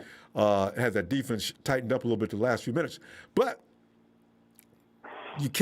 Trent Williams can't ask for way too much money until the 49ers can't even afford it, though. I'm just wondering, will he do that? What do you think? Well, it's all about the money, unfortunately. But, you know, it's a fair deal. You know, it's probably like $18 to $20 million. If he wants more, then it's going to be really an issue for us. And there's obviously going to be other teams like the Colts. That one caller said that is going to bring down. They're looking for an offensive tackle. There's other places, you know, multiple places that he's going to compete against. But at the end of the day, you got to go what the money is. We got the money. We have no problem. We had the, 23, and he's going to get higher. You know, this. That's a Packers. If you want to come up. That's what their guy gets, right? 20? Does he get 23? Yeah, he's about 23. How did the Packers Bakatari, pay that price? Dang. Right. But the funny thing is the story about the Bakatari, I know his family. He's from San Mateo. Wait, who? Actually, I'm really close with this. Bakatari, the guy that you just brought up, the highest paid tackle the Packers, in Green Bay. Yeah. Oh, you know him. Yeah, I know his family. Yeah, I know his family. I met him a couple times, cousins. He honestly wanted to be a Niner, but he, you know, obviously his money is good, and obviously Aaron Rodgers, he both plays with him. He got paid really well, handsomely. You know, if Trent Williams is that guy, he's better than Trent Williams is better than Bakatari. But the thing is, the cost. You know, if Trent Williams, you got to understand this. Yeah, you're going to get paid. You're going to get your 20. But the thing is, if you ask for over 23 minutes, you're just here for the money. We're trying to win Super Bowls. And you know that Kyle Shanahan is your coach, and he knows what he's doing. You go to another coach, you know, you might have a great on paper, but the coaching system over there is not that great. You know, you might compete in the playoffs, but it's like, dude, Kyle, you know the guy. You came over here for a reason. You said okay with coming over. You come back here, and you build around the team. because you had Tomlinson in there right next to you, and you're really happy with him right next to you. So I think Trent Williams is a guy, he got to come back. But plan B, there's options out there. You could trade for Orlando Brown from Baltimore. You could go get that guy I really like in the draft, Rashawn Slater. There's options, but Trent Williams he's plan A, and that's their main focus. That's why you don't see them doing anything right now, Ronbo. You're just waiting on what's going to happen. If Trent Williams falls, then they're going to figure out other steps. That's why the 49ers are so quiet right now. They're just paying one-year deals. Yeah, and it's a funny thing. I had a conversation, too, the other day with somebody actually he was a Raider fan, well, a relative. He said, hey, man, you know what they're going to do, man? The 49ers don't like Jimmy. 49ers don't like Jimmy Garoppolo, but, man, they know Trent Williams he'll leave if they get rid of Garoppolo too soon. So you know what? They're going to wait till after that, and they're going to get rid of your boy Jimmy. I said, And I said, hey, tell you what. If that happens, Trent will yell foul and say, man, I ain't staying here, man. You going to put me behind I'm going to be protecting a rookie? Hell no, I ain't. I could have went to Indianapolis. So, there's a lot of weird things because the 49ers are not – there's nothing being said. And like every year we go through this with the 49ers. And it's pretty funny this year. There's all kinds of bizarre things that could happen between now and the 15th for that matter. And then we got to wait till June to see what happens next. So it's just hilarious. So – and the thing is, you brought up too, Ronbo, is it's like if you go cut Jimmy G, it's just you trade him to the Patriots, and whatever that reporter, he doesn't know nothing what's going on. He's just trying to get likes and shares and this and that. That's all he is. He knew how to get them too. He definitely got him. 49er fans, it's ridiculous. 49er fans love that dude. Especially give some details. Plan A. If that was really the Patriots' plan A, they would have never let him find out about it because they knew he would do what he did. Now, if I'm the Patriots and the 49ers know, and they call him up, John, I've been looking for your call. I kind of knew what you guys were thinking. Listen, I'm just going to tell you. I'm going to tell you right now, I need 2 first-round picks. I need Gilmore. I need this. I need that. You guys, if this is your plan A, you got to pay. It's BS. And Jimmy's got a salary way more than, what did Cam Newton get, I wonder? $3 million. He got $3 million in his contract. Wait a minute. If we know anything about Belichick, Belichick will let his best guy, he let Brady walk. And Belichick's been famous for years. You ask him for too much money, you get the hell up out of here. And so that's why this is such a joke. But anyway. Even if they called us and then you got to give we'll give you a first-round pick. No. Give us 3. Give us 4 because you're wasting our time right now. It's the thing is, who other than the coaching, put that on the side. Would you want to be a quarterback in that offense, Ronbo? Who's your weapons? This is why I love when people bite on these things and they get all excited and start running all over the place. And I don't know why people got to tag me. Hey, don't at me with these things, guys. God, so annoying. First thing they did was alert me to it. Every time I go on Twitter and I see the first thing, Ronbo, all to the haters. Let me tell you something. This is not happening. I love when you stir it up. I love it. I mean, coming out, man. I got my chariot out there, whipping my big horses. Right. I bet you, but y'all, I got some. You got your Vaseline on and everything, Ronbo. It's fun stuff, though. I spend a lot of energy. That's so much fun. Yeah, it is. And I seen you in that recently, Sheik. Come on in for the fun, man. Sheik, we're going to go, though. Of course. I'll see you. No problem, man. See you tomorrow, then. Can I just say something? Why is I see a Niner? Oh, I don't know if he's called a Niner fan. The other day he had the Tampa Bay Buccaneers on his wallpaper. He explained that. Lee. Yeah. I don't care. I just don't understand why I will not do that kind of stuff. I love Barry Sanders. I wanted his ass. I will not post him right behind me. Lee, Sheik, please forgive him. Sheik, we gotta go, fam. Anyway. Go get him. All right. Baseball! Hit that like for Ronbo Sports. Sub, share, and follow all platforms. And follow and hang out on Twitter with us. Get these Jimmy G haters. Later. Go Niners. Thanks, Sheik. Have a good night, fam. See you tomorrow. You too. And Guerrero says, hey, my friend, I want this season to start. We are a tough team. Go Niners. Ooh la la. Ooh la la la. I kind of miss doing that, man. I just didn't get a chance to do it. I got 6 times to do that last year. That's it. And there's Michael, come on in, man. Oh, look, Michael's set up, ready to roll. Look at that. Michael, that room was Well, you know who told you about a week and a half ago, 2 weeks ago, that Jimmy G was going to New England? Did you? It wasn't that long, was it? It's coming. It was only a few days ago, wasn't it? It's been a week and a half ago. Well, Mike, go ahead. Go ahead and elaborate on that, and give me some reason to believe that. Real quick. Common and then touch sense. upon Trent Williams, but be brief. John Lynch would have come out and said Jimmy Garoppolo is untradeable. He's our guy. He would have told the world this. Well, he didn't. Why say has it Kyle that same way. Shanahan not come out and said it neither? He never does. And we know Belichick does not like the fact that Tom Brady won ring this year without him. That's why they're going back to get their guy, because remember, Robert Kraft wanted to keep Tom, but Belichick wanted to get rid of Tom and keep Jimmy. Yeah. All the cards are falling in place. What I said. Yeah. Mike, gonna happen. Just don't bet any big bucks on that. That's a real risky. And by the way, Lynch has 3 times told you Jimmy was his starter for 2021. Nobody believes it, though. Most writers don't believe it either. They're still coming at 49ers. John Lynch is on his final year. Yeah, John Lynch doesn't. You know what? He doesn't care about that. The guy's a Hall of Famer. You know, this is nothing that's going to scare him. So, but anyway, Mike, okay, I'm gonna hold you to that. And you know, next time you get in here and Jimmy's still in here, write it down. Within a week and a half, Jimmy G's going to be a Patriot.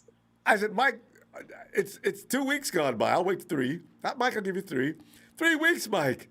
Jimmy's not wearing Patriot blue yet. What happened? It's coming, and I'm going to let you know. You know this. Okay. Also, anyway, Trent Williams. Watch. Well, I told you Trent Williams is not going anywhere. Huh.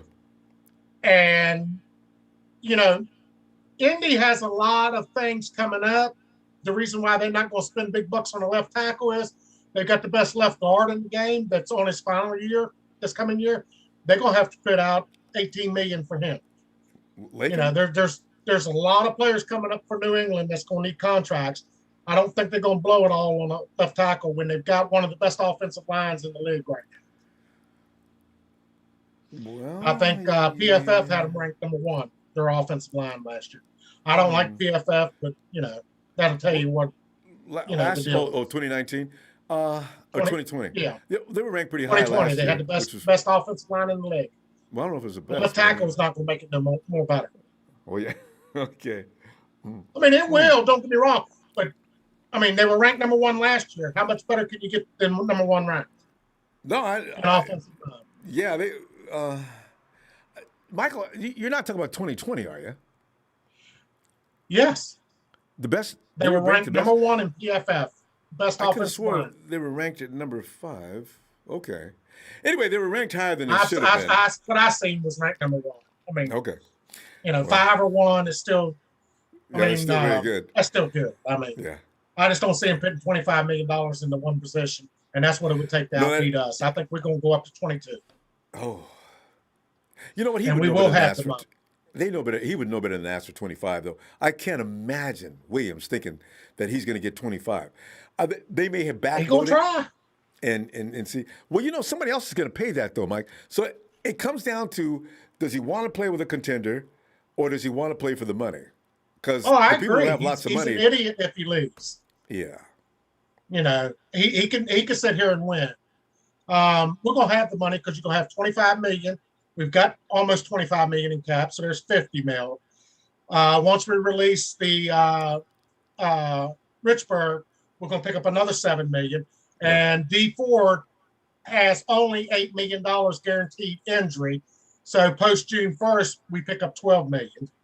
So we almost have $75 million in cap. Yeah. We can afford a left tackle. Yeah. Yeah. Jimmy's not going to be here. There's 50 mil. Right there. Jimmy, that's 27. So Jimmy's out of here. And you've already stacked up a lot of cash with pulling Jimmy out like a bad tooth. So, I mean, I say we can win with a rookie because most rookies get drafted, go to crappy teams when you're a high draft. We're not a crappy team. A rookie is going to go to a great team, and I guarantee you a rookie like Zach Wilson or Mac Jones, we're going to win 12 games next year with a rookie. We're going to be playoff contending with a rookie. There's just too much talent on the Niners not to be dominant. Well, I guess he could hand the ball off all game long if he can do that right. We got running backs that can put up the numbers.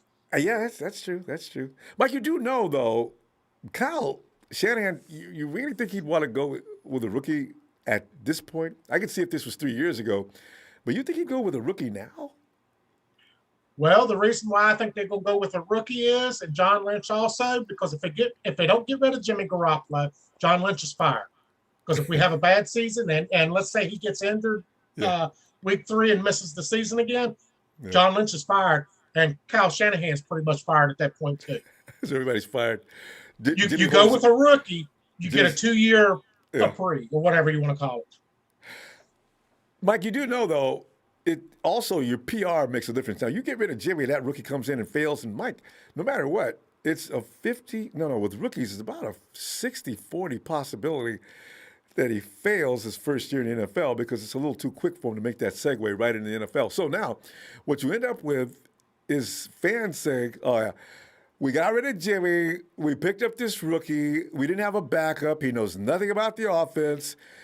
We're starting the season off 0-6, and now what? Here comes the ugliness. George Kittle and company, they're starting to get locker room activity that's not good. This is a forest fire that you're setting and throwing gas on, and as soon as you get rid of Jimmy, that's when you drop the match. Boom. But what happens when Jimmy comes in and gets injured again next year? That's a bigger shot that he gets injured again. Because I bet on it in Vegas that he gets injured. Yeah, but you also blame the fact that they didn't pull back up. The facts are pretty much the 49ers are looking for right now. Well, Josh Rosen was a highly ranked guy that's been in the NFL for, 3 years now? It was a good example of why you don't trust a rookie to start and win, unless it's Lawrence. They go get Sam Darnold, too, by the way. Yeah. It's coming. It's coming. You think Sam Darnold's coming to San Francisco? I think Sam Darnold's coming to be the starter while the rookie learns. Write it down.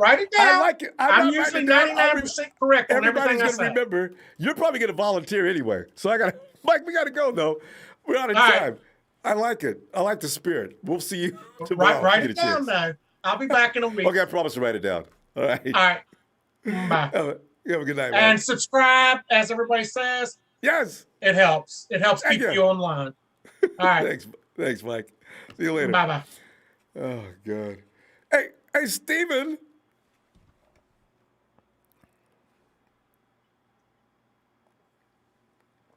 Steven.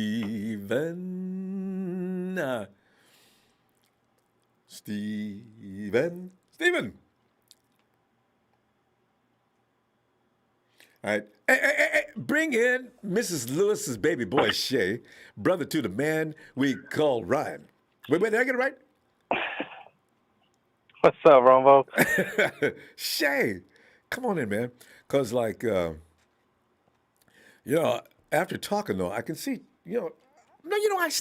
Trent Williams, it still worries me. I don't know what to think about that situation. You don't want him going around looking around. Don't be looking around, Trent. Sit down. Let's do this. Sign. So, Yeah. I just don't know. Well, first of all, Ronbo, that last caller, man, best believe I'll be keeping the receipts on what he said. But listen, first of all, John Lynch and Kyle Shanahan are not even close to being on the hot seat. You would have to be on the hot seat before you even get fired. Yeah, you do. John Lynch and Kyle Shanahan just got extended. They're 2 years removed from the Super Bowl. Why in the hell would they be on the hot seat on a season? It wasn't bad performance. Mm-hmm. It was injuries all around. Mm-hmm. What are you talking? We weren't a crappy team. We just were hurt. We were the most hurt. We had the most players on the IR, and we had the most players on COVID. I don't understand. Like, and you know what's funny too is remember when Baltimore had all them COVID cases, but they changed the game and prolonged it for that Tuesday, but they didn't do it for the 49ers when we played the Packers. I'm still and we mad got about smoked. that. Yeah. Exactly. I don't understand. Like, people, like, come on, guys. Like, listen. Yes, do I think that Jimmy Garoppolo should restructure? And if they cut Jimmy Garoppolo, sure. But Kyle Shanahan and John Lynch will never, and I mean never, operate like that. They've been here for 4 to 5 years. You should know how they operate. They are too conservative, and they do not take risks because they don't want to. Well, if we take a rookie quarterback and we do bad, well, I mean, so what are they going to do? They're going to grab a guy in the later rounds and develop that man. That's what they want to do. Now, yes, I could see them trading for Sam Darnold if they find a suitor for Jimmy G. But again, the longer we wait and the more free agents that we possibly lose by having Jimmy Garoppolo, it just doesn't make sense. They're going to keep Jimmy, and they're like, well, we'll just refuel in the draft. That's what they're most likely going to do. Yeah. These guys have never been the type to go ahead and, let's risk it all now. No, they've never have. That's just how John Lynch and Kyle operate. And look, sometimes, yes, I understand. Like, it's infuriating seeing, it's aggravating seeing, the Rams get all these flashy guys. But again, the Niners made the Super Bowl in their plan too, and I'm pretty sure they're going to take it back and do it all over again. So I don't believe in all that notion like, John Lynch. No, nobody's on the hot seat. Nobody's on the hot seat. They just came back from a Super Bowl 2 years ago and a horrible year of injury. But roll it back to what you just said too. They just got extended, so that means Jed would owe them how many more years? 3 more years of money. Jed almost 3. Well, yeah.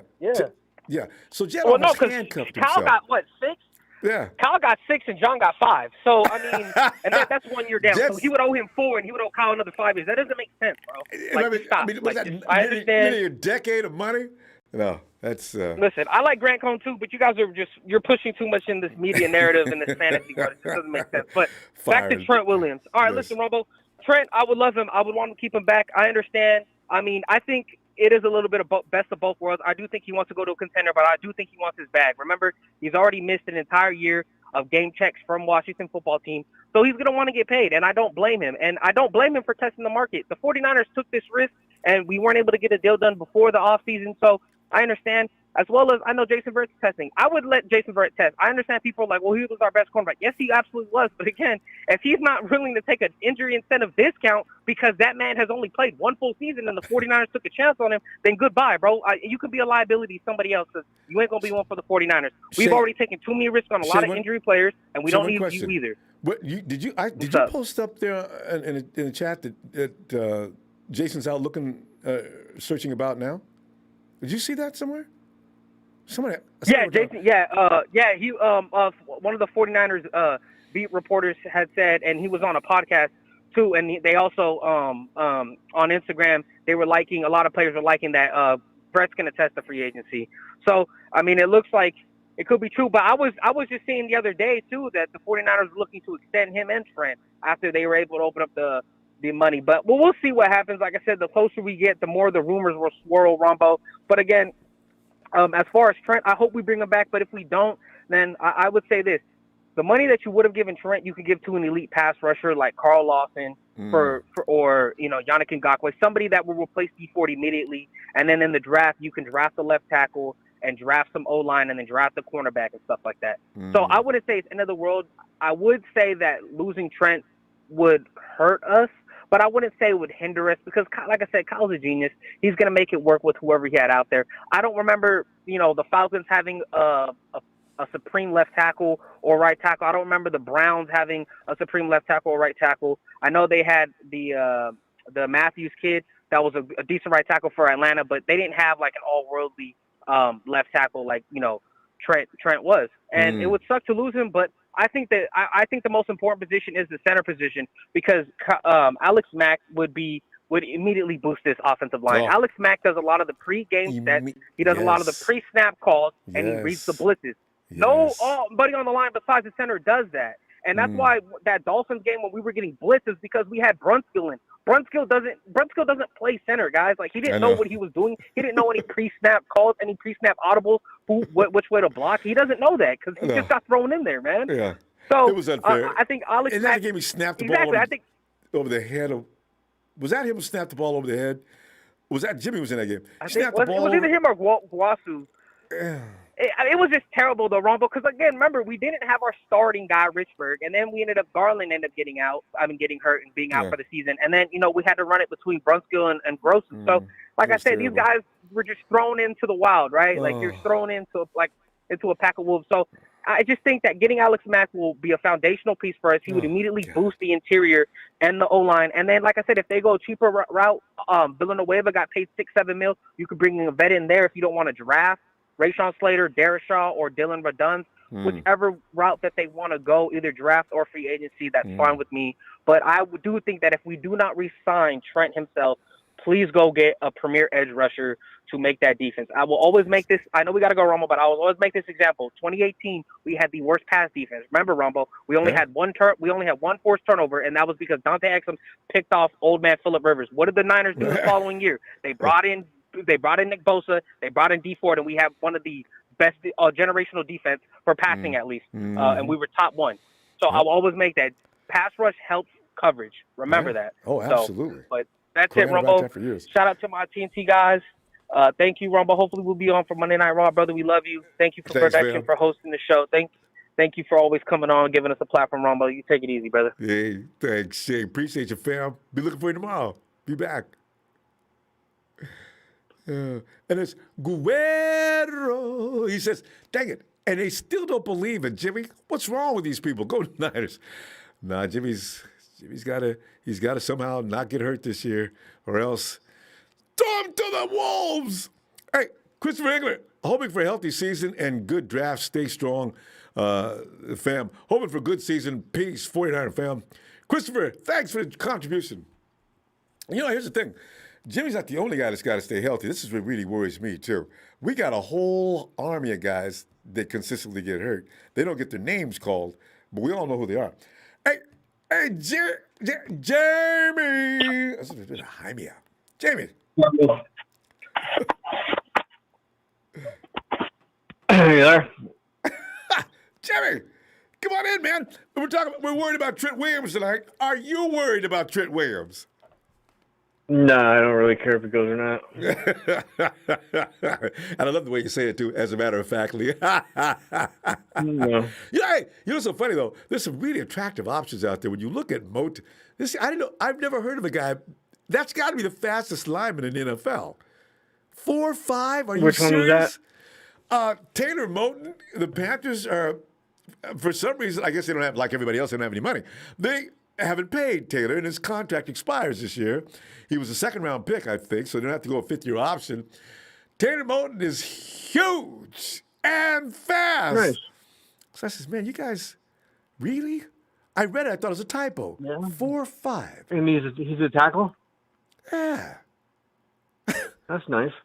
That's hey, crazy. I was looking at this corner, and he's like the fourth best corner coming out, Eric Stokes. He runs a 4.2. 4.24. Yeah. He played 10 games. He had 20 tackles, and he had four pass breakups, 4 interceptions, and 2 of them he returned for touchdowns. Of course. Who's going to catch him? Yeah. That's the guy I want. That's the corner I want. Man. Yeah, those other guys might be better, but this guy's faster. You can't teach faster. That's true. You cannot teach speed. But I want to know, is his technique up to par? Because, you can be all that fast. But can you imagine? You've got this guy, Stokes, and you've got Tavares Moore, who runs a little, just a tiny bit slower. We'd have the fastest secondary in NFL? Oh, just with those two guys alone?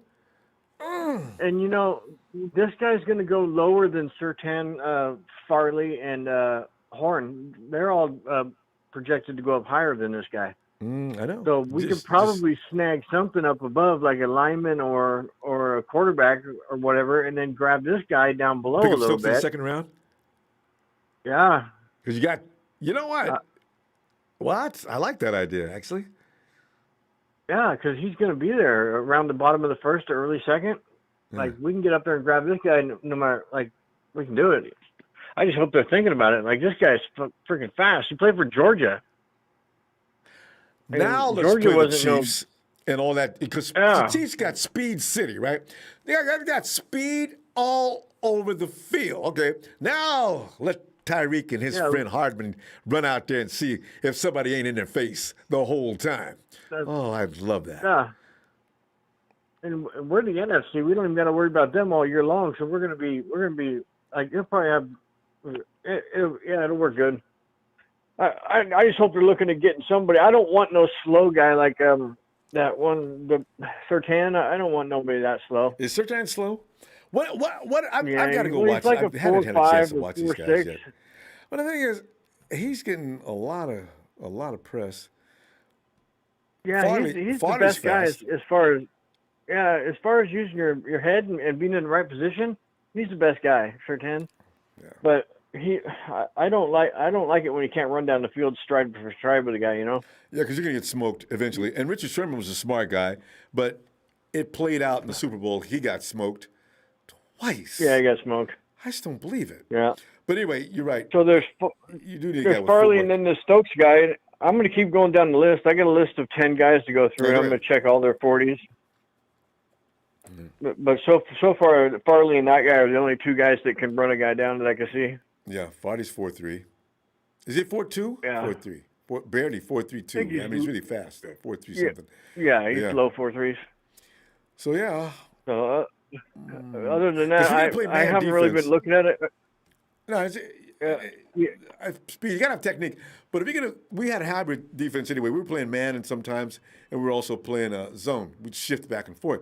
If the guy can't play man, and that's where Sherman got hurt last year, there's going to be an issue. It says right on here that one of his strengths is he's versatile. He can play any coverage. Yeah. Yeah, I pulled him up online. He's 6'1", 185. Versatile, play any coverage. He's got quick feet, lower body fluidity. Yeah, got to be able to flip them hips, man. Yeah, because otherwise you're gonna get abused on route guys who run good routes. So yeah. Yeah, I think that's part of the problem with Spoon. He gets down there and he's so tall and skinny. He has a hard time flipping around finding the ball. You know. Spoon, well, you know what? Okay, Spoon. He has brilliant moments though, because that game he played against DK was good. Yeah, shut him down. He made a mistake at the end of the game, but I blew that off. I'm like, dude, you've been dominating the guy all day. I don't even care if you made a mistake. And the safety should he'd have been already back earned involved some with extra that, credit by then. Yeah. So Yeah. I agree. So we're going to see. Man, because as I say, we got an empty cornerback room that's got to be addressed. I don't know if it takes priority, or we're going to see what they do next week. Because, the thing is, Jamie, if indeed Mr. Verrett says, 49ers, you know what? All love, man. I appreciate y'all. Why? I got to go, man. I got a deal. What? Yeah. After all we did for you? I would actually show a little emotion on that one. God, Jason, seriously? Well, that's what I'm thinking. Even if they do that and we end up doing some kind of deal with Jimmy over there and we get back their corner, their, what's his name? McKintry or what position? The corner for us? Patriots. Oh, no. Yeah. Last year he had a so-so year. He got hurt too. McCourty or something. Yeah. McCourty's? No, McCourty twins are... No, they're safeties, right? Cornerback I forgot the guy's name. The Pro Bowler. I don't know why his name escapes me. I just mentioned his name a few minutes ago. I don't know what's going on with him. So, we're both having the same brain fart. I know. Yeah. But anyway, Tim, we're going to go. I thought I saw his name. Anyway, the Patriots cornerback, I don't know what they're going to do with him. He could be available, though, next week. Yeah, that's what I'm saying. He could fill right in where Verrett gets off, or where he drops off, and then we can pick this guy up. And then hopefully Gilmore. Thank you, Kelly. Stefan Gilmore. Yeah. Anyway, hey, but Jamie, let me see you tomorrow, man. We're going to. Okay. Don't tell him what's going to happen this Monday. Maybe the massacre gets underway. All right, Phil. Yeah. Have a good night. See ya. Yeah, Roy, I see you. Thanks, fam. Oh, here he is. And now, without any further ado, he is Niner Mike. Forget about it, Ronbo. What's going on? It's Sunday night, Ronbo. Mike, man, I don't know, man. I was just sitting around here and chewing the fat on Trent. You know, because these guys, we can't, Mike, we gave up draft capital like for him, like we did for last year's Emmanuel Sanders deal. That's too high a capital, man. We and these guys leave. It, Ronbo. We talked about it. Big mistake if we do that, Ronbo. Big mistake. But look, it'll be even a bigger mistake if we overpay for him, Ronbo.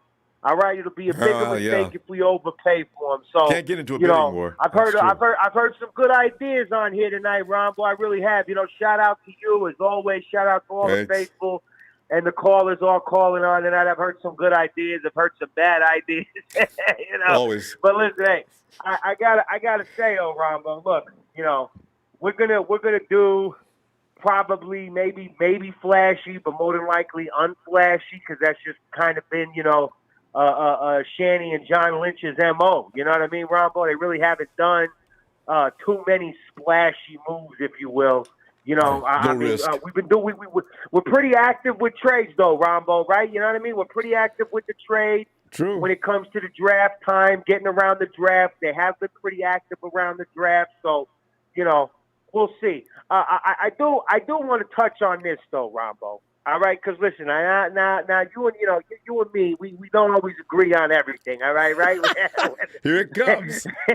we can both agree to that. All right, but here's the thing. This is one thing I got to say, and I feel like you know, I'm not the only faithful out there that feels this way. Okay, probably not. But when you talk about new guys coming in and it's basically being impossible for us to have success. I gotta tell you, Ronbo, I really highly, you know, with the utmost respect, all right, but I really highly disagree with you, Ronbo. I really do.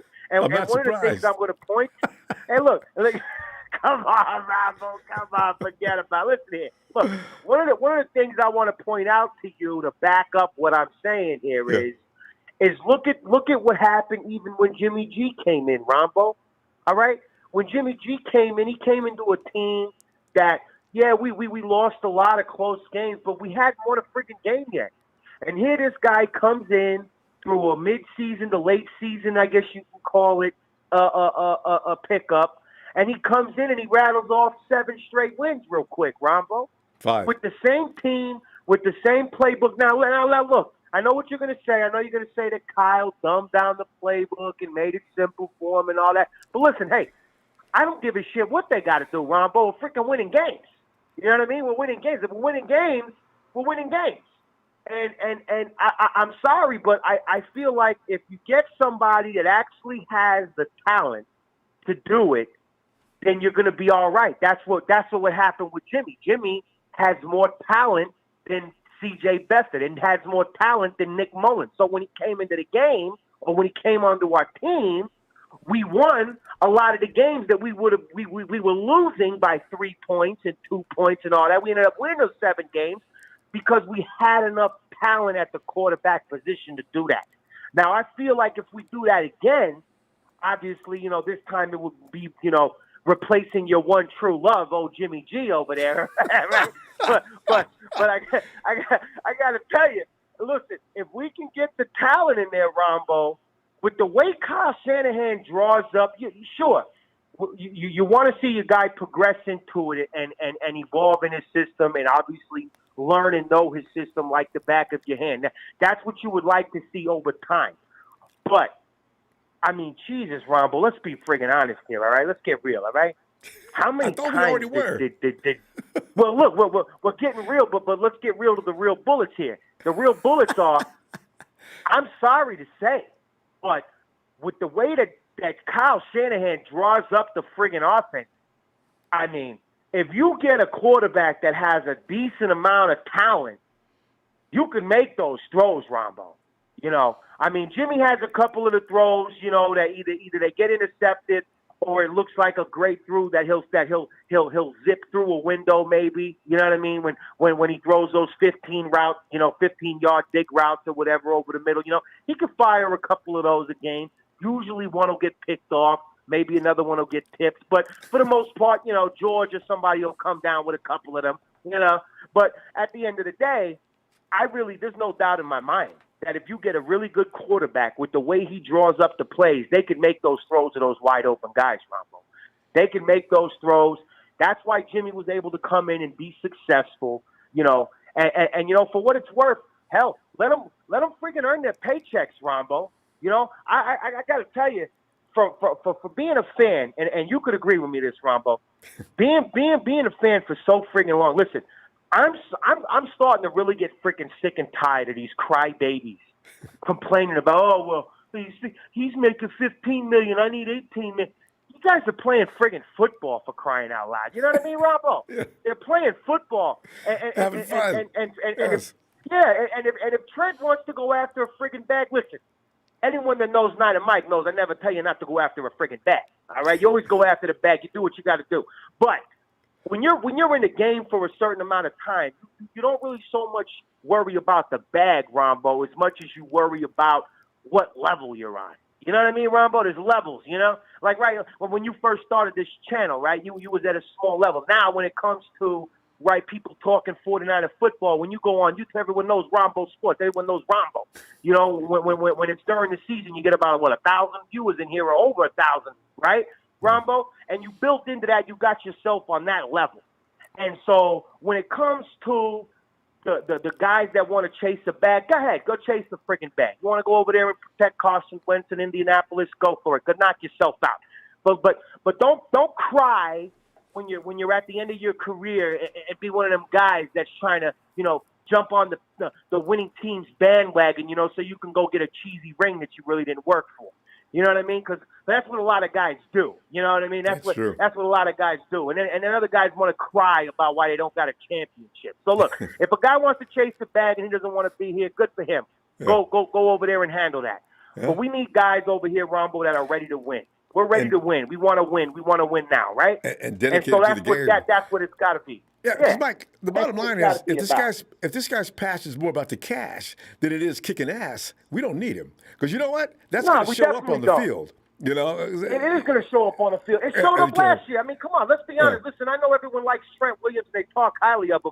But let's not act like we all didn't watch the same 16 friggin' games last year. He got knocked on his ass several friggin' times. So, if you want to be the top-paid left tackle in the National Football League, I better not be able to turn on any film of watching you getting your ass knocked over consistently, and watching our friggin' quarterback get blown up from the guy that kicked your ass. You know what I mean? I mean, that's one of those things, Ronbo. So, anyway, I'm going to leave it at that. I'll call you tomorrow, right, Ronbo? All right. And, Mike, can you imagine? We had a conversation where we saw eye to eye on this particular portion. We're getting back to normal. Hey, there we go. Well, look, tomorrow night, you put a different topic, and then we'll kick it up a couple notches. Yeah, we need to, Mike. It's a good workout. It's better than jogging. It always is. It always is. Hey, as always, Ronbo, listen, I appreciate you. Shout out to you. Shout out to your channel, all right? And look, stay safe. All of the faithful out there, all of you stay safe. I hope you've had a blessed Sunday, and I'll talk to you tomorrow night on Raw. All right, Ronbo? Looking forward, Mike. Later, Mike. All right. All right, forget about it, right? Have a good one, Ronbo. You too. There he is. Later, Mike. Hey, and here he comes. Here he is. Fly Guy. Hey, Fly Guy.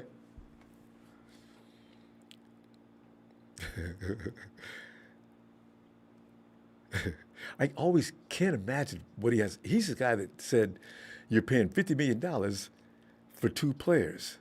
One's out there that ain't doing a good job, and the dude you got protecting him is getting paid too much, too. Fly Guy, don't tell me we're not. No Fly Guy? What kind of Sunday is this? But Be Ham to the rescue. Be Ham. Tell me about it, Ronbo. Be Ham. Hey, man, you know what? It's like, every year this time, I'm gonna stop. I ain't gonna do it next year. We get nervous about people we feel like we cannot do without. Last year was George Kittle. Oh my God, 49ers, whatever he wants, give it to him. Don't play with us like this. Now here's Trent Williams. We got a week to go. This time next week, if Trent Williams ain't signed, Beham, some of us are concerned.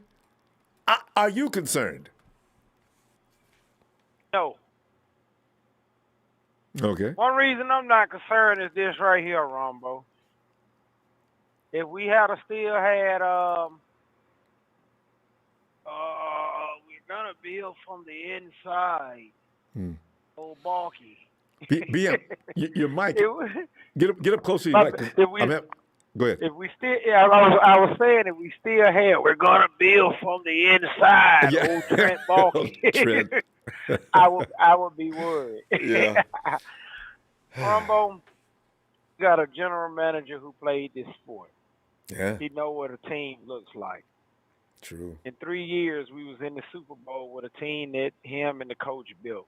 Yeah, things might be a little shaky. The money might be a little, but from player to player, you know what I'm saying? I believe he gonna get the job done. Until they show me different, you know what I'm saying? I'm not really worried about it. BM, one thing I want to amplify on what you just said, because every time you look up, somebody's saying, man, we ain't having but one winning year since Kyle been here. Well, hell, when he came, he started from scratch. And then it took a few years to get the personnel ready and everything, and they made it to the Super Bowl in that 1 year.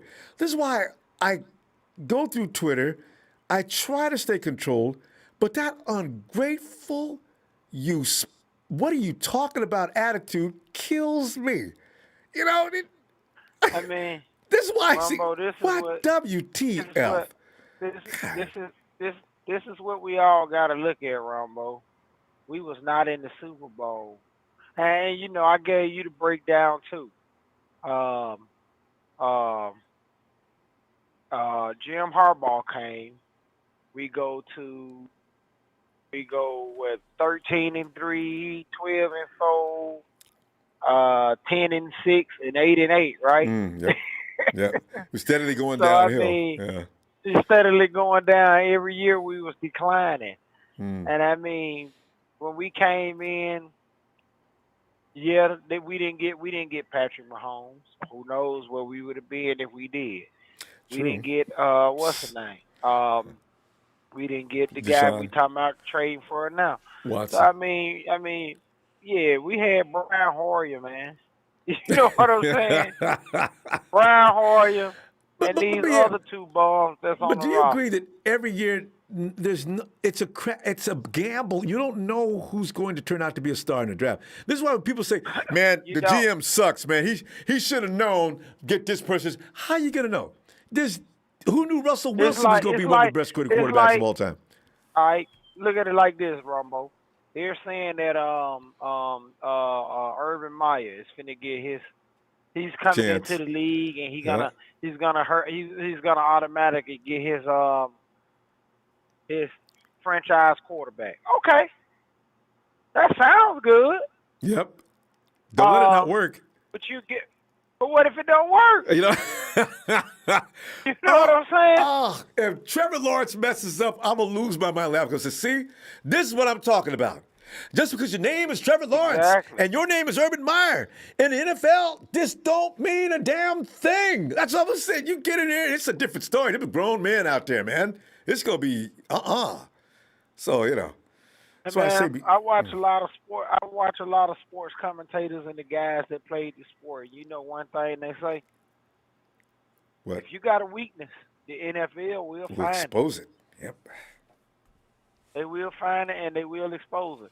I mean, I'm going to continue to say it. And I'm not, hey, I just want us to win games. I don't give a damn. Hey, Ronbo, you can go out there and throw the ball. You know what I'm saying? You can go out there and protect.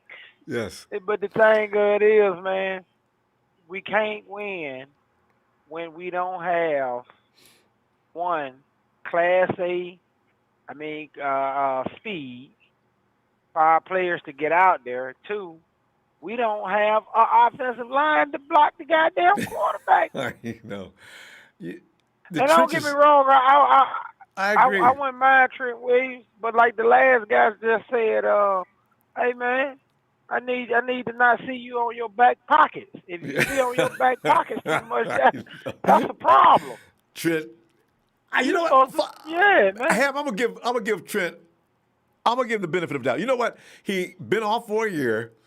He was entitled to mess up 2 or 3 times, and that's all he probably did. First few weeks, he looked a little shaky. I give him that. Yeah. I give him that, Ronbo. But like a lot of these other guys, they ready to just throw everybody to the dirt. Hey, man, relax, man. Relax. We got to see what's finna even happen out here. Yeah. Who knows what may fall into our lap? You know what I'm saying? Yeah. I'm just waiting to see. I can't. Hey, I didn't think we was gonna make it to the Super Bowl with that roster we had with Emmanuel Sanders, but we made it. So you know what I'm saying, man? Things just we fall got into to chill. place. Yeah, I still think they was basically too young. I said at the beginning of this, this roster needs to mature a little bit. That's why B-Ham was so sad about COVID in 2020. B-Ham, that team was going to ruin people. We already had the right guys in place. It was going to ruin teams. Oh, they were going to be devastating. They just had the right amount of maturity. We just came out of the playoffs. Everybody knows. No one has any questions. You know your job. Continuity on our offensive line. It's over, NFL. 49ers about to take this league over. And then we get everybody's hurt. And to be honest with you, Ronbo, I really feel like that when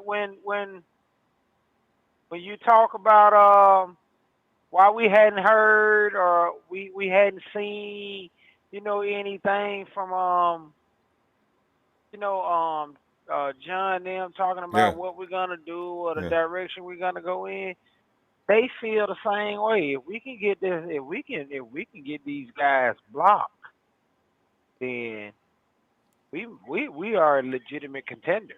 Oh yeah. They just got to get some block out there, man.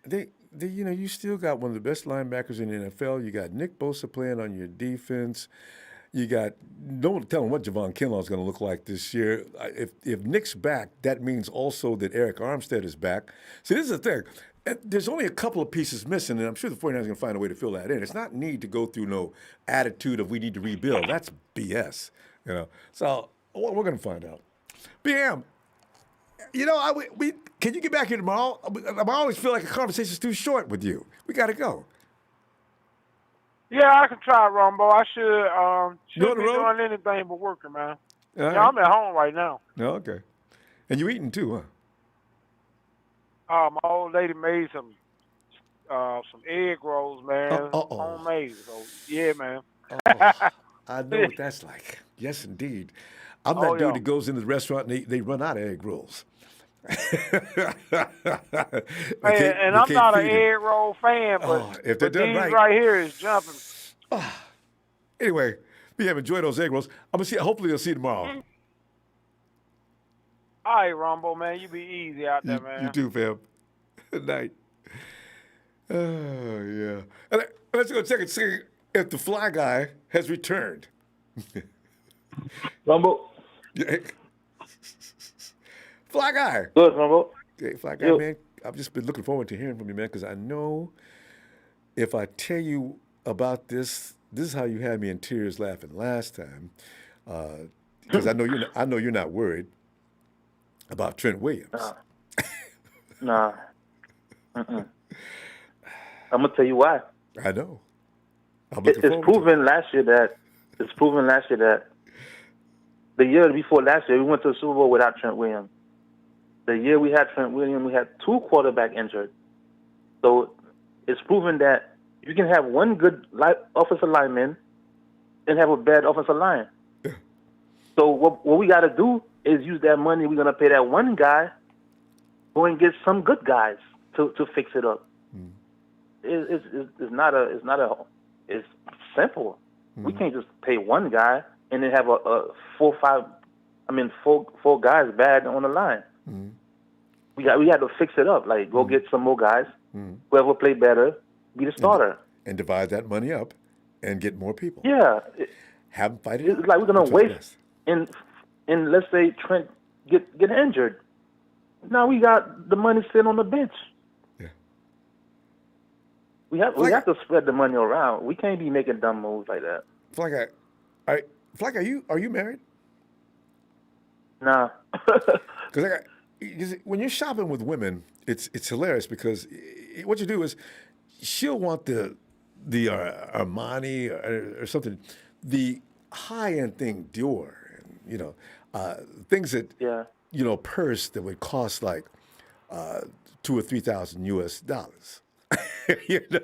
And you can't believe it. We can't believe because we're guys, right? Didn't you tell your lady, are you gonna pay that? The YSL goes for how much? It's a nice purse. You're a guy, you don't understand. $3,000. What? I could buy you 9 or 10 purses for $3,000. See, that's what you're talking about there. You spend a lot on high quality, and you get lower quality. Fly Guy, the only thing is, will it work? But it's not the same. It's not the same thing though, because what I'm trying to say is, we'll have Trent Williams as the one good guy. Yeah. Then we'll have the other guys are just average guys. Well, and we can be getting sacked from the left where Trent Williams is not there. This is what I'm trying to say. We don't want one guy. We need 5 good guys. 5. Yeah. I'm not saying we just because Trent Williams is good, he's going to help the line. He's not going to help the line because he's only one guy. We need 5 guys. Well, now, you got Lakin Thomason. Well, what do you think about Lakin Thomason and maybe Brunskill over at guard? We don't know about Alex Mack playing center yet, but you got Michael Ginty on the other side. I mean, it's that group together. If we picked up Alex Mack for center, that'd be a pretty good team. But last year we had Trent. It didn't work. It didn't work for us. It didn't work. We had Trent last year. We had two quarterback injured. Yeah, 2 quarterback, not 1, 2. We had the worst center situation in the world. That's why I was saying we gotta rebuild the line again. We draft some players, get some free agency, and whoever perform the best get the starting job. Yeah. But if we waste the money on Trent, that's not gonna happen no more. We're gonna have to keep McGlinchey, the bad center we had. We got to keep all the old guys if we just get Trent Williams. So that's not a smart move. The smart move is to let's spread the money around, some free agency, some draft. Then training camp, we see who's our best player on the line. Until and they get the starting job. They compete for the job. And fire the other guys. That's only we're gonna fix the line. We can't just fix it with one guy. So that's what I would say. And if whatever the general manager do not get something for Jimmy G, I think he's making a dumb move. Because if New England want him, get something for him now. Because he's not going to be with the 49ers the next 2 years. Anyway, right? So we got to get something for him now, like maybe two first round. 2 first rounds? Let him go. Yeah, you got to get one player, too. Because if New England really wants him that bad, and he is their top priority in this offseason, you got to get 2 first rounders, at least a 4th round pick along with Stephon Gilmore. We don't care. You can give us 1 first round, you can get Jimmy G. No, they don't give it away too easy now. See, you just got to talk about spending money. You got to spread that out. If you want him that bad, then you will be willing to give us this, and this. You got to make it. You got to play hard. But if we get 2 first round, we can draft a quarterback. Yeah. And we can bring somebody. We don't have to win. We don't have to win it next year. Why we got to win it next year? Let's fix it. Fix the cap. Make some cap space because we got to bring Verrett. If we don't bring Verrett back, is another big mistake because Sherman is leaving. So why not bring Verrett back? Does that make sense? I would say, well, no. And our weakness in the Super Bowl was the cornerbacks. Yeah. That's how we got beat. Yeah. 3rd and long. Yeah, we could easily win the Super Bowl if we stopped that play right there. So we got to bring Verrett back. I can't believe you said that. I thought I was the only one who noticed that. But that's how we got beat. That 3rd and long, if we stop that play right there, they punt the ball, it's over. Mm-hmm. So Sherman doesn't get smoked on that play. It's over there too. All these are all pivotal moments in the play. So now we got a good cornerback. We're gonna let him walk. Yeah. just because we want to bring back Jimmy G. You know what, though? Williams. Vert's out looking around. Hasn't made any decisions yet. Well, the 49ers have probably already given an offer to him, and he may be just looking around because he wants to know if he can do better. You know what I mean? He wants guaranteed money, too. So. Yeah, but we got to do something to keep him, man, because he did do a good job last year. Because without him, our defense would have been sucks, like straight trash. I'm telling you. When he came in, that's when he was getting picks from guys he wasn't even guarding. That's how smart he is. I tell you, he's a small cornerback, so we got to bring him back. Hopefully, get him. He played. Boy, he's good. I didn't know how good he was. Black Guy, we got to go, though. Let me see tomorrow on Raw. You know I'll be looking for you, too. All right. All right, man. Have a good night. Yeah. Man, for you people in there dissing Jimmy, I would not have you making no deals. If the Patriots said he's priority one and you asked for a second pick, that makes you the chump, not the Patriots. If they don't want to give up plenty of a gate, you hang up the phone. Boy, y'all would fail in the business world badly. On number 2, I don't think so. Ellis!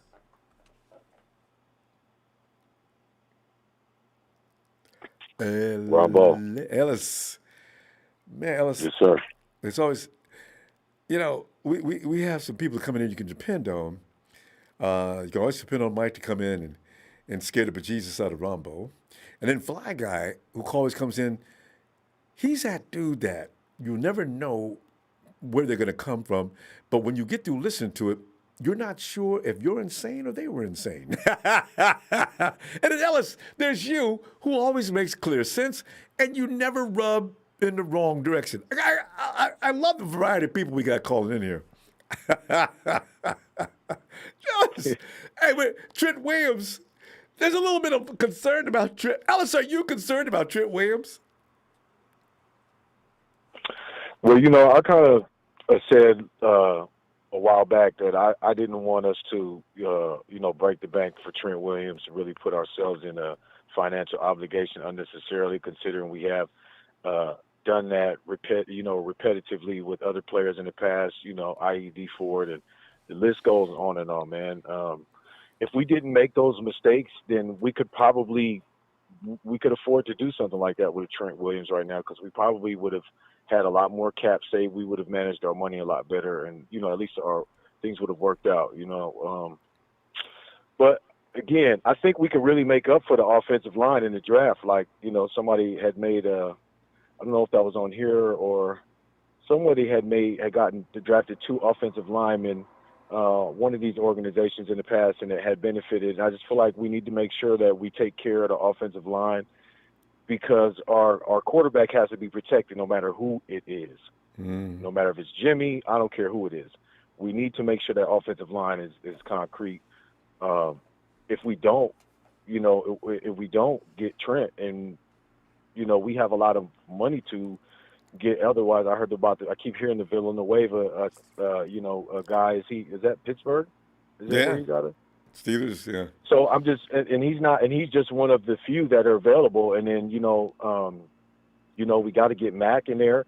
If we get Villanueva and Mack, or, and maybe a draft pick or a draft pick or 2 on the offensive line, I feel like we clearly secure that, and then we can be able to, fill in those other spaces or kind of just, get that depth and maintain that aspect of it. We definitely need a defensive rusher. I keep seeing a guy from the U, that big guy. I can't remember his name right now. I think he's number 15.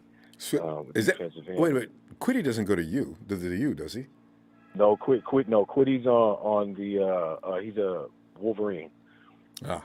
So that's a good school, though. Yeah, all right.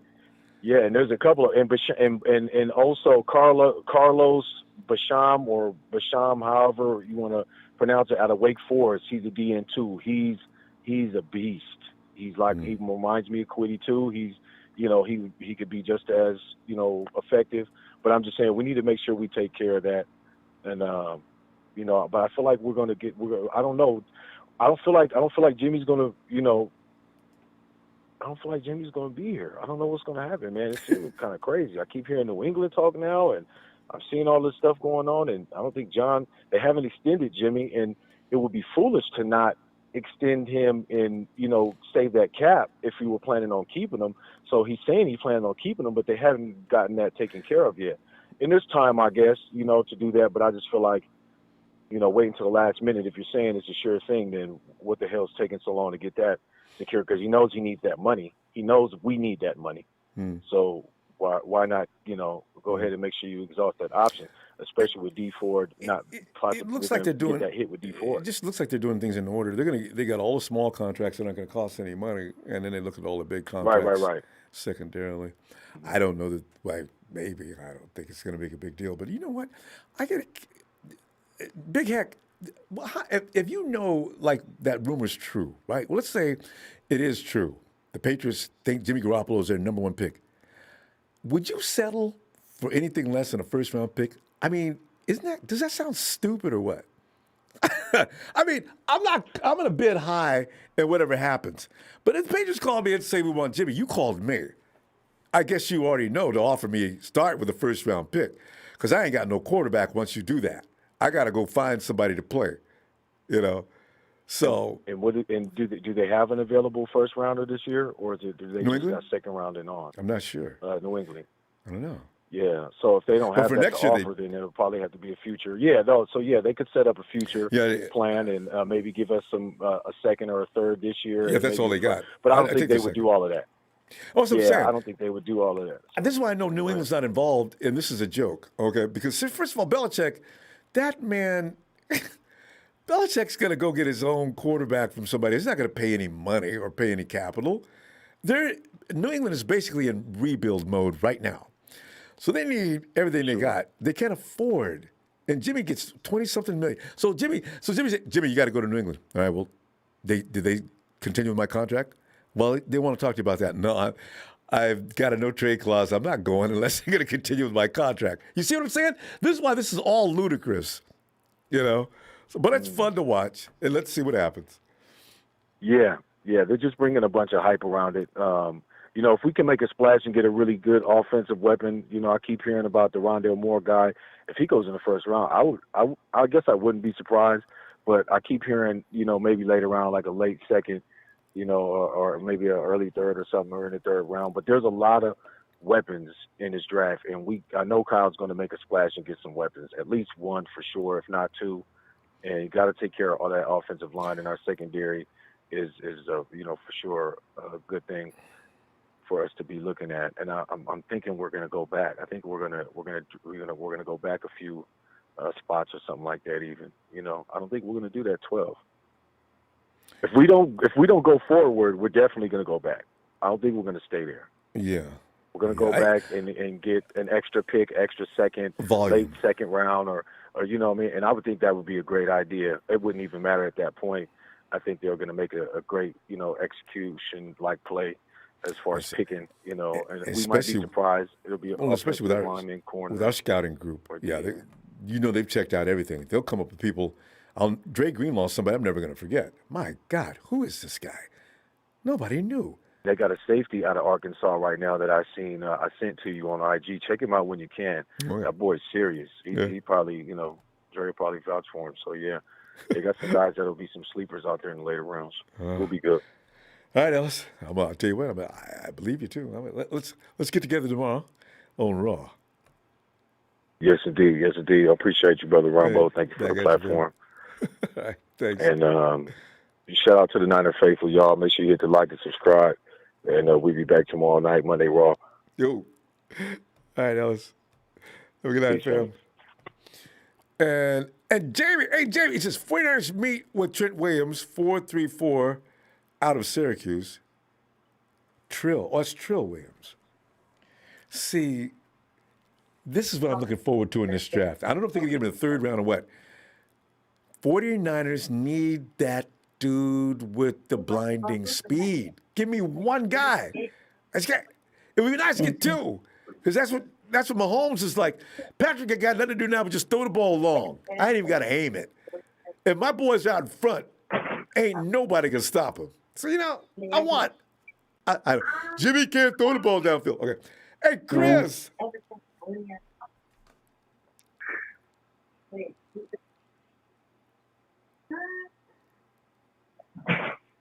Yeah, you should do it sometime.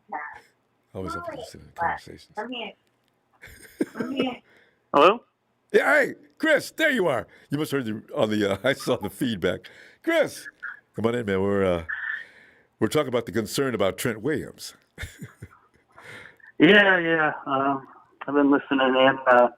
Actually, hadn't been on the show in a while. This last season was just kind of hard to stomach, and I've been listening in and keeping up and everything. But the voice sounds familiar. I've not heard this guy in a long time. Chris, where have you been? You been okay? Yeah. I've been all right. Like I said, it was just this season kind of got to me. I didn't feel like talking about it too much, Yeah, terrible. But like I said, I've been listening into the show and felt like weighing in tonight. So, yeah, here I am. And as far as Trent Williams goes, I hadn't heard anybody mention it tonight. Maybe I just missed it. No, but that's all we've been talking about. Well, I know that. What I was talking about is the fact that he was drafted by the Shanahans, way back in 2010. Oh, yeah. Yeah. And, him and Kyle seem to have a pretty good relationship. Like, they like each other a lot. And I think that that's probably what it's going to come down to. I mean, unless somebody else is just offering way more money than the 49ers, I think he'll probably end up sticking around.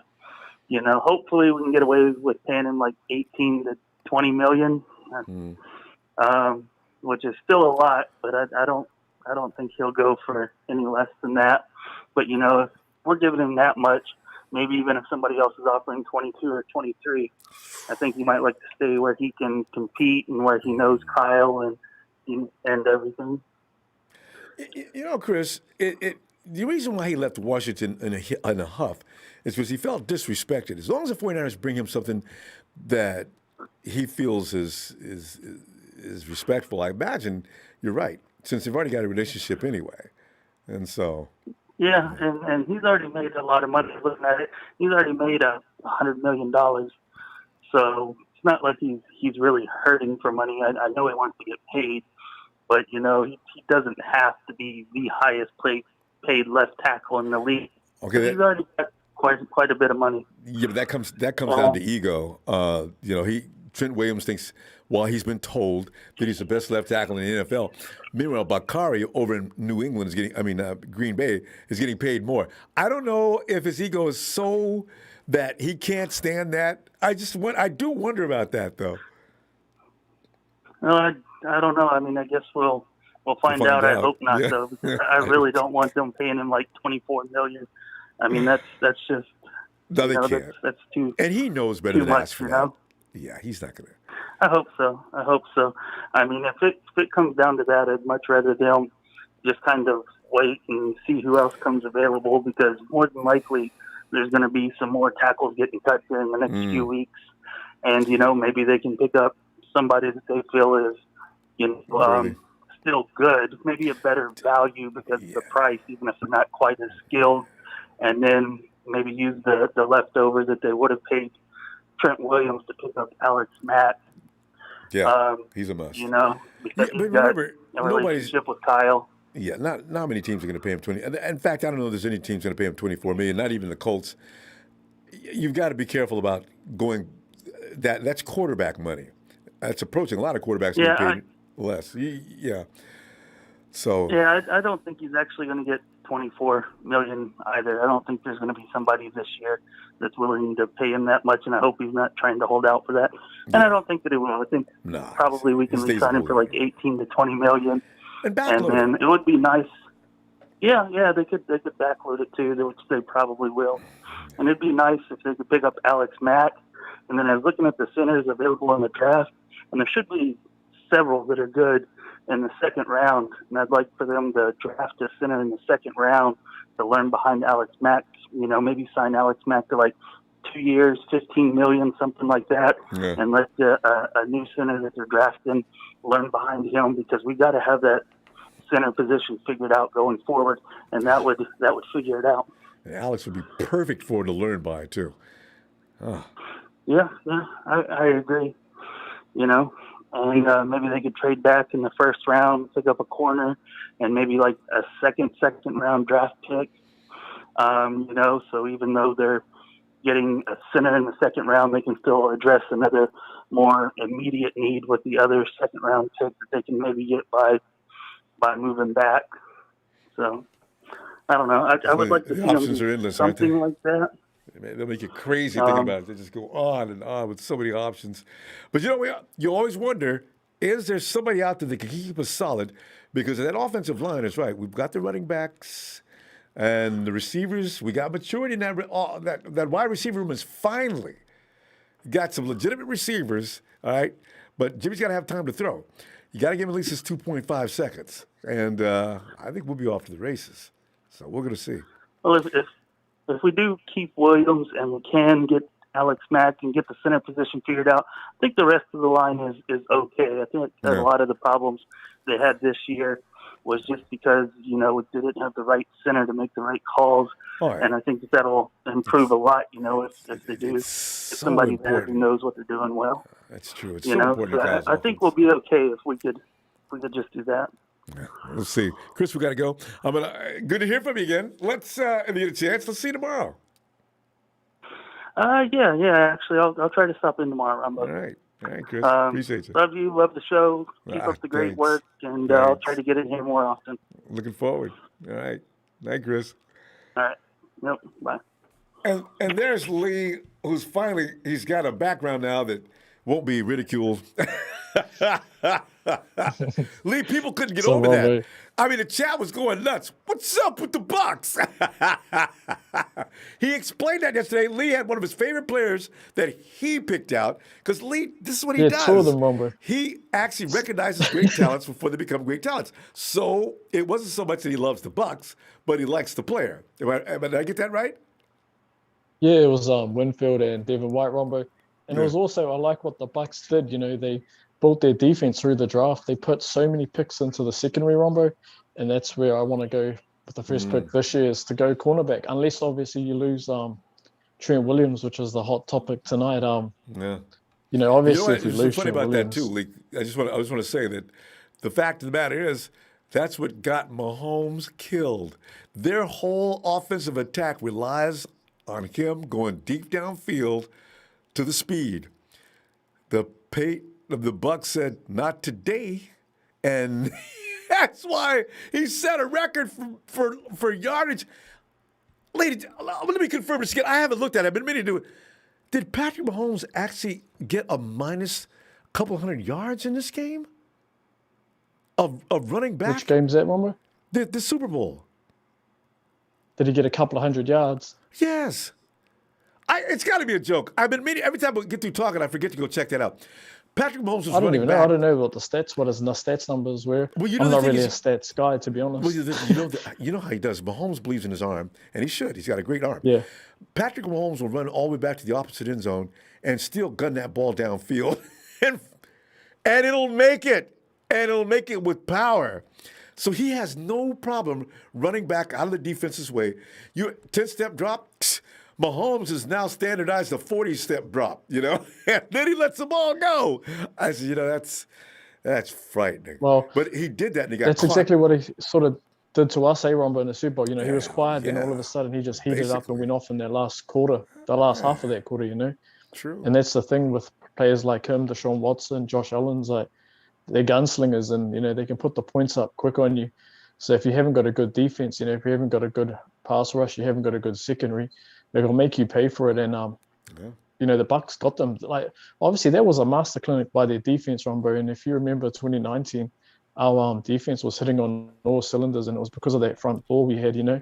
It made it easy for guys like Richard Sherman. Yeah, secondary could gamble. They could do anything they wanted to back there, and they knew it. That your quarterback's in trouble. So you go ahead. We got you. You know. So I know.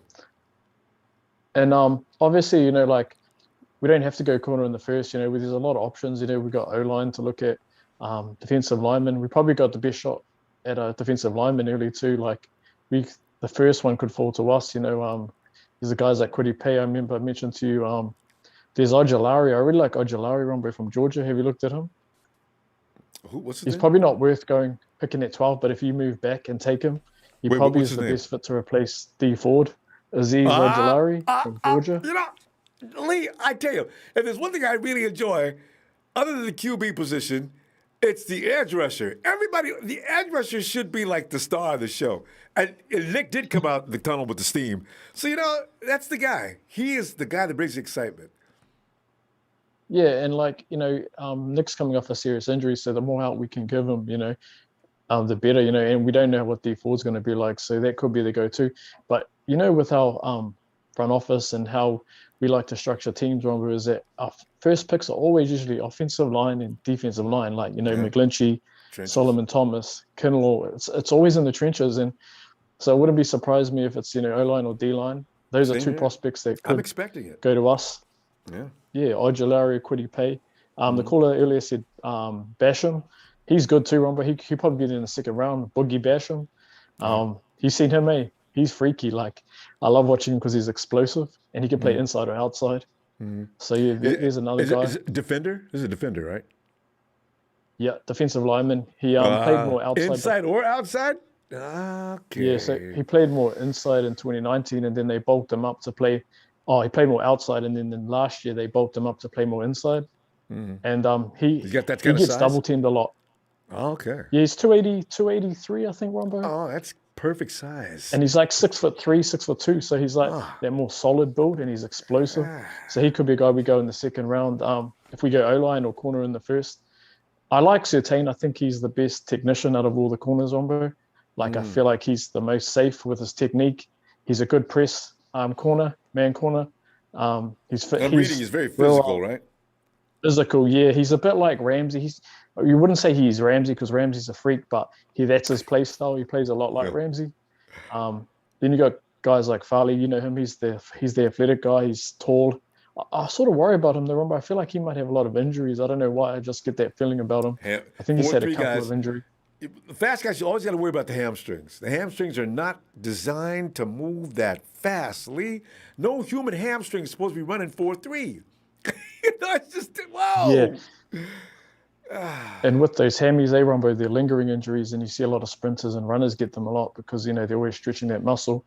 And then you look at guys like Eric Stokes, who ran the other day. I heard another caller bring him up, the second round guy to Georgia. 4.23. He's got good technique, Ronbo. 4.24, yeah. Then his teammates good too. He fits our system as well. The Tyson Campbell, both Georgia corners are pretty good. Yeah. Both first or second rounders they'll be this year. Lee, there's just so many options. It's going back. Yeah. Yep. And then I know a lot of people like Slater. I feel like Slater is only the pick really if in the first round if you're going to lose Trent Williams because people say he's better as a guard. There's Darisaw, who probably is a good solid tackle. I only say that Slater's probably better in guard because he doesn't have great arm length, Ronbo, and I know people will go, but he dominated. Who was the top edge rusher last year from the Redskins? Ohio State. Why is it Chase blank? Chase Young. Yeah, I've got a blank. I forgot his name. Chase Young. Yeah, so he dominated him. It's something to do with him in college. Yeah. Good, Chase Young. Yeah. Yeah, and he's got great film. Like you can go on YouTube and have a look at it, and he dominated him on there. And a lot of people, I think, have seen their film now. But he did struggle with a couple of guys. A guy that he did struggle with was AJ Panessa. Remember him, Ronbo? No. He got like 4 or 5 pressures, I think, on him. So so there's guys, and that's mainly because of the length. Like he doesn't have great length, so that's why people think he'd be an All-Pro, maybe a Pro Bowl guard if you move him to guard. Lee, somebody said that in the chat though. Slater has trouble with guys with speed rushers are usually a problem for him. But what is Young? Young's a combination Young's of everything. Explosive. Yeah, and he's a real good pass rusher. He's just a freak, to be honest. Young, he's freakishly athletic, and there's a lot of guys like there's a lot of guys in the second round too, like the guy you said earlier, North Dakota, Reduns. He's a tackle that you could probably play right guard as well. There's a guy out of Clemson, Carmen Jackson. There's the brute maulers, Davis, and the Tennessee guy Trey Smith. I don't think there's a Kyle's guy. I know Yeah, and I don't think that's Kyle the thing. likes the Bama guys either, Rombo. Yeah, right. He skips them all every time, doesn't he? Except for Ruben. Yeah. Well, you know what? Ruben Foster's made it. Kyle's never gonna look at a Bama person again. Lee, we're out of time. Lee, Yeah, well, you're I mean the you're gonna do a Bama GM. O-linemen, Rombo, because they're big and they run more of a power runs, with Najee Harris. well, that's true. Guys like that. Yeah. Yeah, but you look at Lee, the DBs, they're real good out of Alabama receivers. Lee, I think we talked on email. I think we talked about you doing a GM show, right? So you're gonna be ready for that in another week or so? Yeah, no worries, Rombo. Thanks for that. All right. Shout out to the Empire, shout out to your team, and thanks everyone that called in and everyone in the chat. Thanks, Rombo. Go Thanks, Niners. Lee. Talk to you later. Jerry Rice, still number one. Yeah, that's right.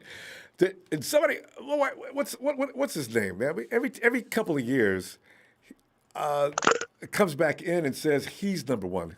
We just got through talking about it. Anyway, hey, Bill. What's up, man?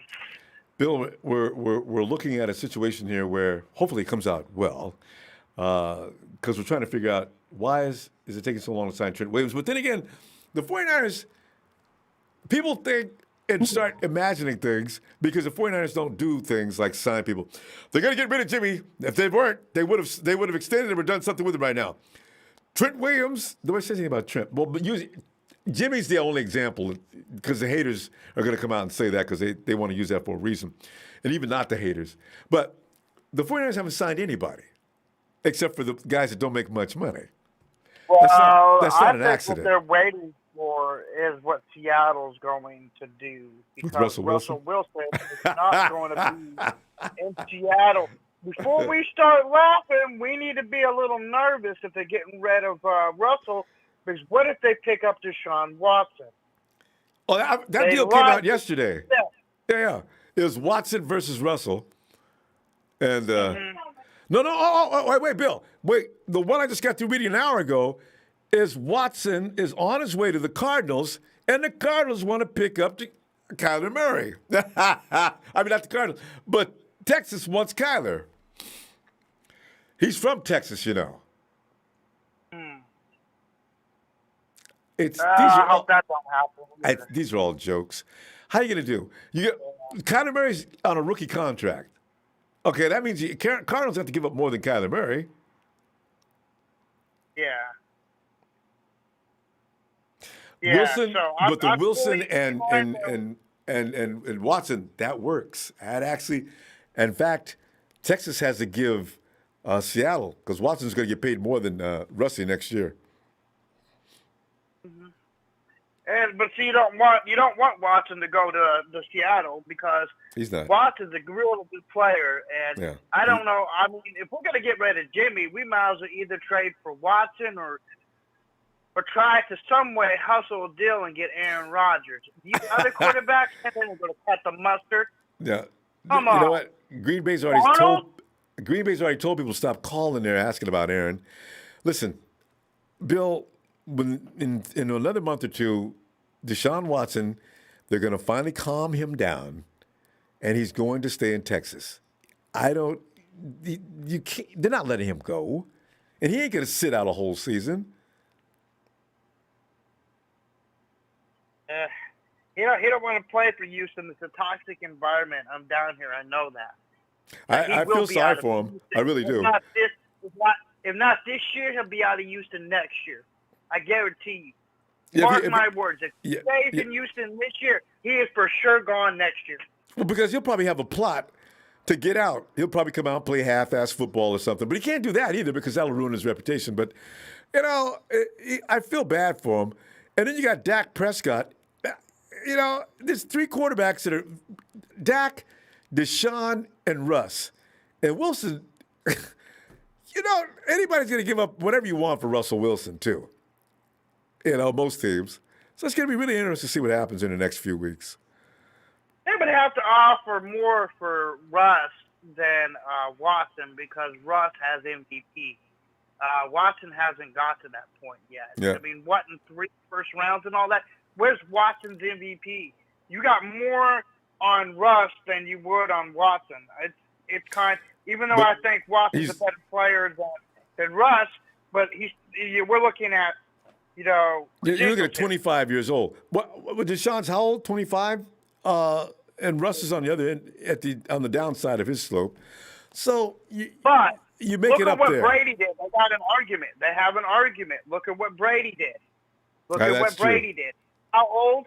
So we got to look at that. Okay, well, Brady went in, even though he's not Brady, went in and won a Super Bowl with Tampa, who the year before wasn't even doing nothing with their team. We manhandled them the following season. Yeah, and Russell's in great shape all the time. So yeah, you're not gonna. The thing is though, between the two, like you said though, you take Watson before you take Wilson, right? So I think most teams are going to look at that. But that's just me, we got the weapons for Watson. Look at it that way. We got the weapons for Watson, and it's proven that. I'm sorry, but Watson fits more under Kyle's scheme than Russ would. I think Russ is misunderstood. I don't think Russell Wilson wants to be running around like that. He'd rather sit there in the pocket and find his receivers. Russell's running for his life, not necessarily because he likes to run. And that's why he's all pissed off, Bill. Russ says, I'm getting too old for this, man. I used to get body slammed like that. And if I see Aaron Donald again, I ain't playing unless you get somebody out there to stop him. Because Donald just abuses him every time he sees him. And they're in the same division. Yeah, and I really think that, Kyle, he's got potential. And I think the reason why they don't want to do the whole Jimmy thing is there's too much out there in the market. I'm sorry, there's way too much out there in the market for we could get out there and get better quarterbacks in. I know Jimmy, he's not out on the field. When he's out on the field, he plays good, but he's hardly out on the field. That's what they're looking at. Yeah, well, that is an issue. But so the thing is, Kyle, does anybody know Kyle would consider himself having failed if he doesn't get the ring with the group he's got now. I can see that in his ego. He is not interested in making moves like that.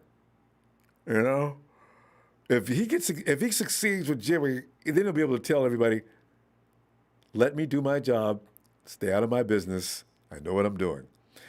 If he fails continuously like he did with Williams, then he'll finally give it up. CJ, I know that hurt his feelings. He wanted CJ to be at least good, too. So Kyle's an ego guy. He'll hang on. We watched Jason Verrett stay around, getting hurt for how many years. So for people who think that Kyle and John are looking at injuries, I really feel bad for them. They don't take that seriously. D Ford, we've had for 2 years. He's laid up. So, and he might be, and Bill, he may be back next year. Don't be surprised if D Ford is still in the 49er uniform. Oh! But I think Weston Richburg is done, though. His injuries won't let him play. Bill, we ran out of time. Yeah, I will. But I'll try to be on when I can. I'm keeping an eye out on what's going around the NFL. So I've been gone for a while. I'm in the middle of the move. So all right. That's I know why how I haven't painful that gone is. for a while. All right. Yeah. But it's going to look really nice. I'm upgrading. So, all right. So I'm trying to get all that done and still keep an eye out what's going on. And I'm really disappointed in Watt ending up in the Cardinals. Why? You got paid. There's a lot of cool agents. And for Grant Cohn, shut up about Kaepernick. Shut up about Kaepernick.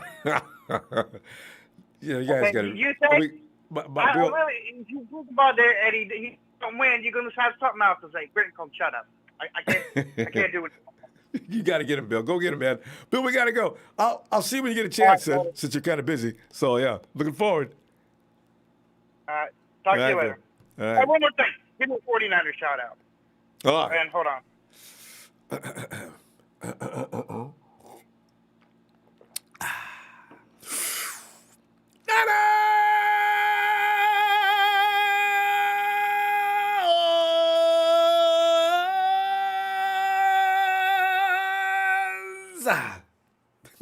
Hey, Bill. I'll have to see you on tomorrow then. I got the time. All right, Bill. Uh-huh. And Bye. Bye. And Shay Lewis says, make sure you get me on that GM show. Shay, hey, Shay, just give me that mail, and I'll get right back to you, and we'll set that up. All right. Same with Lee.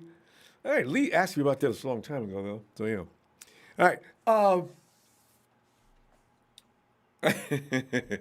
Here he is. It's time once again for Dollar Bill. Will. Ronbo, what's going on, man? Oh, Will, man, I'm just sitting up here trying to get toward March 15th and wondering, wish we didn't have to wait on certain people to get signed. We already know about a few, Yeah. but Trent Williams is like, man, come on, man. Y'all gave up the draft picks. Okay, he didn't agree the day that you got him to do a deal, but this has been going on for a month or so. But anyway, well, yeah, your feeling on that matter and anything else you want to do? Well, I mean, John Lynch and Kyle, they got to be crazy if they're going to let Trent Williams, an all-pro left tackle, walk out the door. You know, we really don't know what's going on behind the scenes, but it makes no but sense to keep him. But, you know, with the salary cap that we got, man, you know, you already know what we got to do, but I ain't going to mention it tonight. Because it ain't no convincing you. I mean, you Jimmy G all the way, so. True. Like beating a dead horse, you know, even though he's not on the field all the time. But yeah, you know, you got to do that. You got to let go of number 10 and get their refund back. Sign Trent. Maybe you can sign Juice. Maybe you can sign Verrett. You know, I understand they're gonna try to test the market, but that's what you got to do. I don't see no other way. I'm not hearing anybody else give me another example of how you sign Trent Williams, because it is what it is. We don't have the cap space as of right now. We just don't. You think that's what's holding up the signing? Yeah, that's what it is. That's, to me, I don't see no other way. I mean, you got $11 million back from Sherman because he didn't reach his incentive, so that puts $23 million into the cap. So we got $23 million. That's not enough to sign Trent Williams. It's not. Now, I don't. You gotta wait on Ford and you gotta wait on Richburg until, you know, post June 1st to get their money back. By that time, you know, March is this month, and you know we about 2 weeks or a week away from free agency. If you don't do nothing with Trent next week, if you don't do nothing by the end, Trent Williams may be gone. So I mean, I don't know what's the hold up. I mean, I really don't know what Kyle and John got going on. But that's the only way I see it, because I don't see nobody else on the team that got all that money that we can let go and get the money back. I don't think they ain't gonna touch the Armstead contract. So I mean, you know, number 10 is the one who got the money. He got the money on his head. Now, if he restructures, then fine. Y'all can have Jimmy G and he can stay on this team and do what he do, be mediocre and stay hurt. But if you release him and get that money, you know, we'll have at least about at least 40 until Richburg and Ford is gone, and then it's up to 50-something. You'll have $50-something million in cap space where you can do what you want to do in free agency before the draft hit. So that's the only way I see it. But you know, hey, y'all want to keep number 10. So, but he's the one with the money. Well, you know, there may be another way, Will. You know, it looks that way, maybe, but you never know what's going on. I didn't even know they had $23 million, but I know they always knew how much money they have, and I think they still know how much money they have. And Will, contrary to your thinking, I think they've probably had a plan in place for some time now as to how they're going to sign Trent Williams. So you, too, don't be surprised if Williams is on the team. Well, I mean, you never know. Kyle and John, they like to keep things a secret. You never know. They probably didn't work out something right now, probably by now, or probably didn't. I'm saying same with Jimmy. They made a restructure Jimmy's contract, and we just don't know. Because they did the same thing with Quan Alexander. Quan Alexander restructured, and we didn't know about it until John Lynch said it in a press conference. So I mean, Yeah, you never know, but yeah, that's my way of keeping Trent Williams, man. You gotta let go number 10 because he don't want it with the money. If you let him go and get that money, man, you can go ahead and sign Trent Williams, and you can go ahead and sign Juice and Verrett, and there you go. Or you can restructure Jimmy's contract, little old contract. So, I mean, it is what it is, man. I just don't see no other way. Yeah. So, I mean. That's just my stance on it, you know, and I'm gonna stand by that, and I'm gonna keep saying that every time I come on here. I've noticed that, Will. Yeah, but you made it pretty clear. If you want to move to anything else, you don't be okay. I mean, we're pretty sure we know where you stand on Jimmy. Get rid of that and get that money. But it's not. I mean, I understand. I understand people in the chat, you in the chat. No, I always talk about Jimmy. But it's the truth, though. It's the truth. I'm not saying all this stuff because I hate the man. I hate no one. I don't have no one hating bone in my body. It's all business. Now I already came. Right. I already came on the show and told some of the idiots in the chat that the dude is good. He's a good quarterback. He's not sorry. He's not trash. He's not garbage. But he's just not enough for Kyle Shanahan. That's all I'm saying. And we need to move on from him. You know, I mean, come on, man. I mean, it makes none but sense. I never heard of an NFL team keep a player for so many years and only play one season, and you still keep him on the team. That's not normal. That's not how the NFL. That's not how the NFL go. You know what I'm saying? So I mean, it is what it is, man. It's just that's why I keep talking about it, because that's the elephant in the room. Everybody's talking about it. Every morning, this guy wakes up every morning. He's hearing a different name replacing him: Bridgewater, Sam Darnold, Field, Zach Wilson. I mean, the names are piling up on him. But the thing is, have you noticed that none of these names have came into fruition? Well, you can't. The media is going to do what they do. I don't know that everything they say is true. Well, you can have 100 media people say something about this, and one of them gonna be right. I'm not saying all of them are right, but I'm saying at least one or two of them gonna be right, Ronbo. Not all these people out here telling lies. Now, I understand there's some clickbait out there, but somebody out there telling the truth, and it is what it is. Now, if this guy was good and never hurt, or this, that, and the third, they wouldn't be talking about this man. We wouldn't be having this conversation tonight. But due to the fact that there's a high volume of reports out there about this dude, just like it was last year. Yeah, something is going on. Something is going on, Ronbo. Well, something is going on. I know, a lot of talk. All right. Anyway, well, we're out of time, and come on back in and get it off your chest tomorrow. And it's all good. And let me please everyone in the chat and let them know ahead of time. If we do decide to keep number 10, I will call on your show, Ronbo, and I will say I was wrong and I'll eat my crow. I will say it with my chest out. Don't come on here and talk trash to me, because even if we do keep Jimmy G, y'all not gonna hurt my feelings. There's no way you can defeat me. You will not hurt my feelings. So Will with the preemptive strike. It is what it is. But I will come on your show and I will say I was wrong and I'll eat my crow if that happens. I'm never going to give you any grief about that. So if I don't know about the chat, but with me, you will always be cool. You're much passionate about this. I ain't mad at you about that. It's okay. All right? It's all good, because when it comes down to it, we want to win. Yeah. When it comes down to it, we all want to win. So yeah. Absolutely. Yeah. But shout out to you, Ronbo, man. Shout out to my TNT fan, man. Trey is the big show, all them guys, man. Shout out to my guys out there in the Ronbo Sports Fan Club, Rico, Jersey Joe, Cheek, all them guys, man. Hey, man, Super Bowl 56.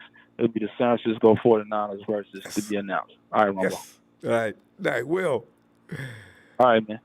And MGM, not talked to him in forever. MGM, come on in, man.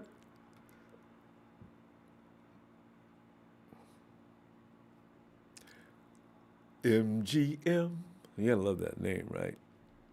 MGM. Somebody needs to call themselves Netflix. I'm surprised. You know what? I bet this all. Netflix probably have their people out there say, hey, if you're not really Netflix, you can't use that name. What's up, Ronbo? MGM. Sounds like you're having trouble getting through the door. Hey, I hear you, but there's a lot of other noise. Are you okay? I'm good, Ronbo. Got a bad headset. All right. MGM, we've not heard from you forever, man. We're here tonight. We're talking about what in the world is going to happen with Trent Williams and looking at alternatives to Trent Williams. But really, I don't know if there is an alternative to Trent Williams. We don't know yet. There may be a good ball player out there that might work in Kyle's offense, but Williams fits like a glove. In fact, Kyle is the one who went and drafted him in the first place. They knew a long time ago he was the guy that would work when they were back in Washington. But, MGM, you got any feelings on this matter? What's up? Yeah. I mean, Arizona's just signed J.J. Watt, correct? So Yeah, so we have to sign. looks like, and we got to worry about Aaron Jones in the division, which is a nightmare, right? Aaron Donald. Aaron Donald, sorry. Yeah. Yeah. Hey, but wait, MGM, Aaron Donald, for some reason, has problems with Daniel Brunskill. I mean, first time I saw it, I said, okay. Last year when I saw it, no, wait a minute. What are the chances of Brunskill having good luck on Aaron Donald twice in a row? They did do a couple of schemes on Donald, but he's not the worst problem in the NFC West. Not for the 49ers, anyway. He is for Russell Wilson. But for us, we do pretty well with him. But go ahead. What else you think? Yeah. No, I mean, well, we got, Trent Williams obviously a big, priority. But, I mean, how much is Fred Warner going to cost? I mean, who else? We have I believe, Jimmy Ward is the only signed defensive back we have coming back. Yeah. On the team, I believe. I think Jaquiski Tart is a free agent. Yeah, everybody's a free agent. So, a lot of question marks, right? Yeah. We don't have any cornerbacks signed. Because I thought, a couple weeks ago, I thought we already signed Mosley. No. In fact, we don't have not a cornerback signed. Quam, I mean, I believe they've been saying Quam Williams and Jason Verrett is a coin flip. If either or, but I don't know. Which one would you take? I go with the safe bet. I go with Quam because he's K1, and he's more also reliable. K1, and he does actually as good as Verrett is. Man, I love to watch K1 do his number. He does a lot of things besides besides cover too. So. At the right price, but hey, we got there's some free agent, I believe Villanueva from the Steelers is available. Yeah, he's one guy. Okay. Alex Mack, that'd be a great fit as short center, center's like the quarterback of the offensive line, right? Jeez. Yeah. I mean, he's perfect for, he's ideal for the 49ers right now because that's Kyle's his coach. Right. And I know everybody keeps saying, back when they had the best offense in the league when he was in Atlanta that year, right? Oh, number 7 of all time, most productive. That's amazing. Right. All decade center, I believe. Yeah, it's Alex. So who wouldn't want that on their team? I want it for sure. And besides, he knows what he's doing. Right. He could raise the level of that offense overnight as soon as he gets out on the field. That's why Matty Ice had such a great year. He said it was due to Alex Mack. Yeah, for sure. You can call out those blitz protections, right? Jimmy doesn't look like he's too good at that yet. He's still, right? Yeah, trying to read. He doesn't. His reading ability is not, Yeah, and also with Brady. That has a lot to do with a lot of things. I think that it gets ironed out. It's not just Jimmy as much as the offensive. The play crumbles at times. It leaves him hanging. It's funny, though, when he goes to George Kittle, no matter what, the play is probably going to make. If he goes elsewhere, and I think that's why Jimmy, although this is his fault too, don't start distrusting your receivers. When I saw Jimmy eat a few times, I noticed the route. I don't know if he was supposed to break at a certain point or was he? The separation wasn't there, right? And then Jimmy, instead of he waits. Jimmy, the play's over. Freaking throw the ball away, and he would sit there and he would continue to wait. So that's why I said this year, I think Debo's already set. He can do a number. He knows how to get loose. Also, our other wide receiver we just picked up last year, I think Ayuk's got that skill. He can break separation. With Kyle Shanahan's system, you've got to be ready to get. If I throw into a zone or an area, I'm throwing you open. Garoppolo looks up, he sees it's not going to happen. Okay, at that point, Jimmy, bail on the play. Don't. Now it turns into a mess, and then everybody looks at Jimmy without looking at all of what happened out there, and it's all his fault. I've seen that several times. I said, Jimmy still should have got rid of the ball. With Kittle, you notice how it's always success with Kittle. Why? Because George knows at this point how to do what he does. It's a growing process, and that's why I'm pretty sure this year we're going to see a lot different. I really feel that. Well, yeah, that's a knock. That's a knock on Jimmy Ronbo. He turned into a statue. Okay, so yeah, and then he could run out. Stuck on one. He could run out. Right, he gets stuck on one read, and then But I still want to throw the ball away when the play is over, because at some point the play is over. You can run around all you want to. Ain't nobody gonna be open. Just bail. Right. Because you're going to end up getting sacked for deep yardage. Right. Live to fight another day, another down. Right. Yeah. But I don't know. They looks like they say Belichick really wants to get Garoppolo back. Supposedly those are the rumors. They look like the Niners are testing. What's going on with Bridgewater in Carolina. Looks like they're clearing cap space out there to make a run at Watson, so who knows? But why are we going to spend all this cap on a quarterback that can't play, make the right read? Yeah, right. It may be due to the fact that even as bad as some people think he is, they did win 13 games and end up in the playoffs. That is probably going to be the deciding factor. We'll see, though. And Bridgewater, Kyle never did like Bridgewater from what I read in another article. That was a joke. You're going to hear a lot of names. They've run out of names now. Now it's down to Sam Darnold and of course, Watson, if he could get free. The 49ers figure the only player that's really worth their time as far as making a deal is probably Deshaun Watson. Bradford was never involved. That was just a rumor and one of those things they put out there.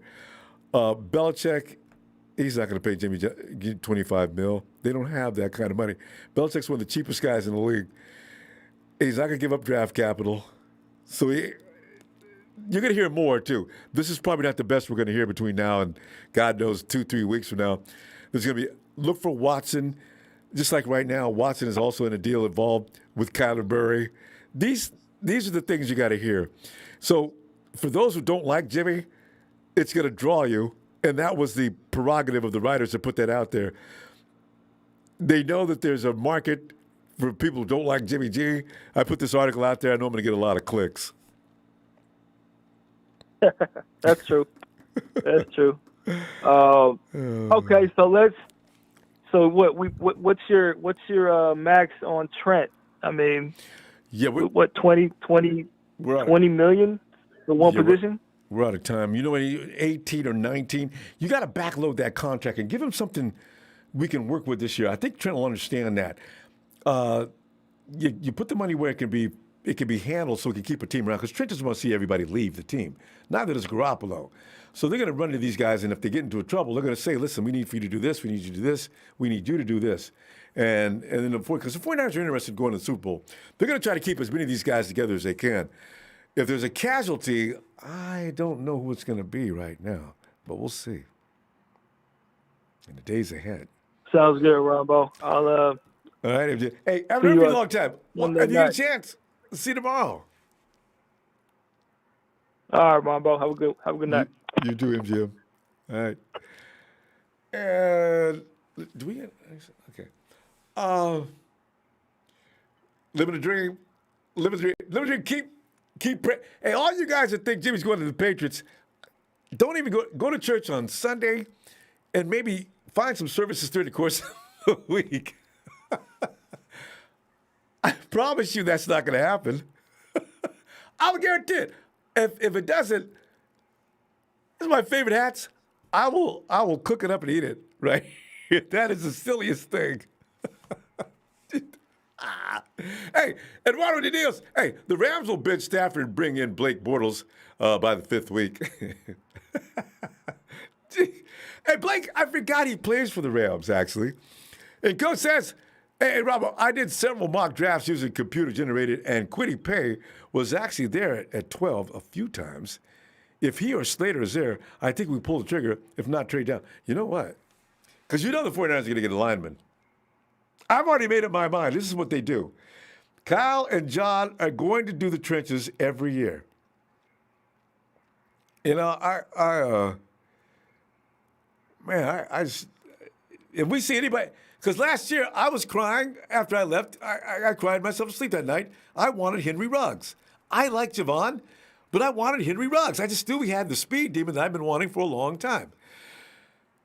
Man. I still feel pain. But Javon, I like Javon. Oh, Kyle, get me that speed demon. We got plenty of picks this year. That speed guy's got to be there. Oh, God. Anyway, man, I'll see you tomorrow on Raw. And the nice thing about tomorrow, you know there's going to be something happening crazy. It may even happen at midnight. The league is going to, because you know the 49ers don't sleep. The 49ers, the NFL doesn't sleep. Fam, until tomorrow, and we meet again.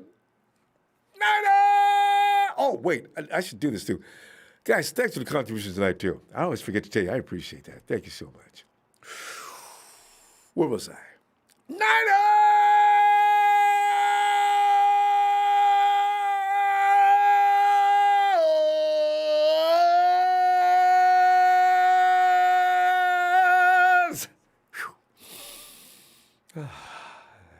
Feels so good to do that.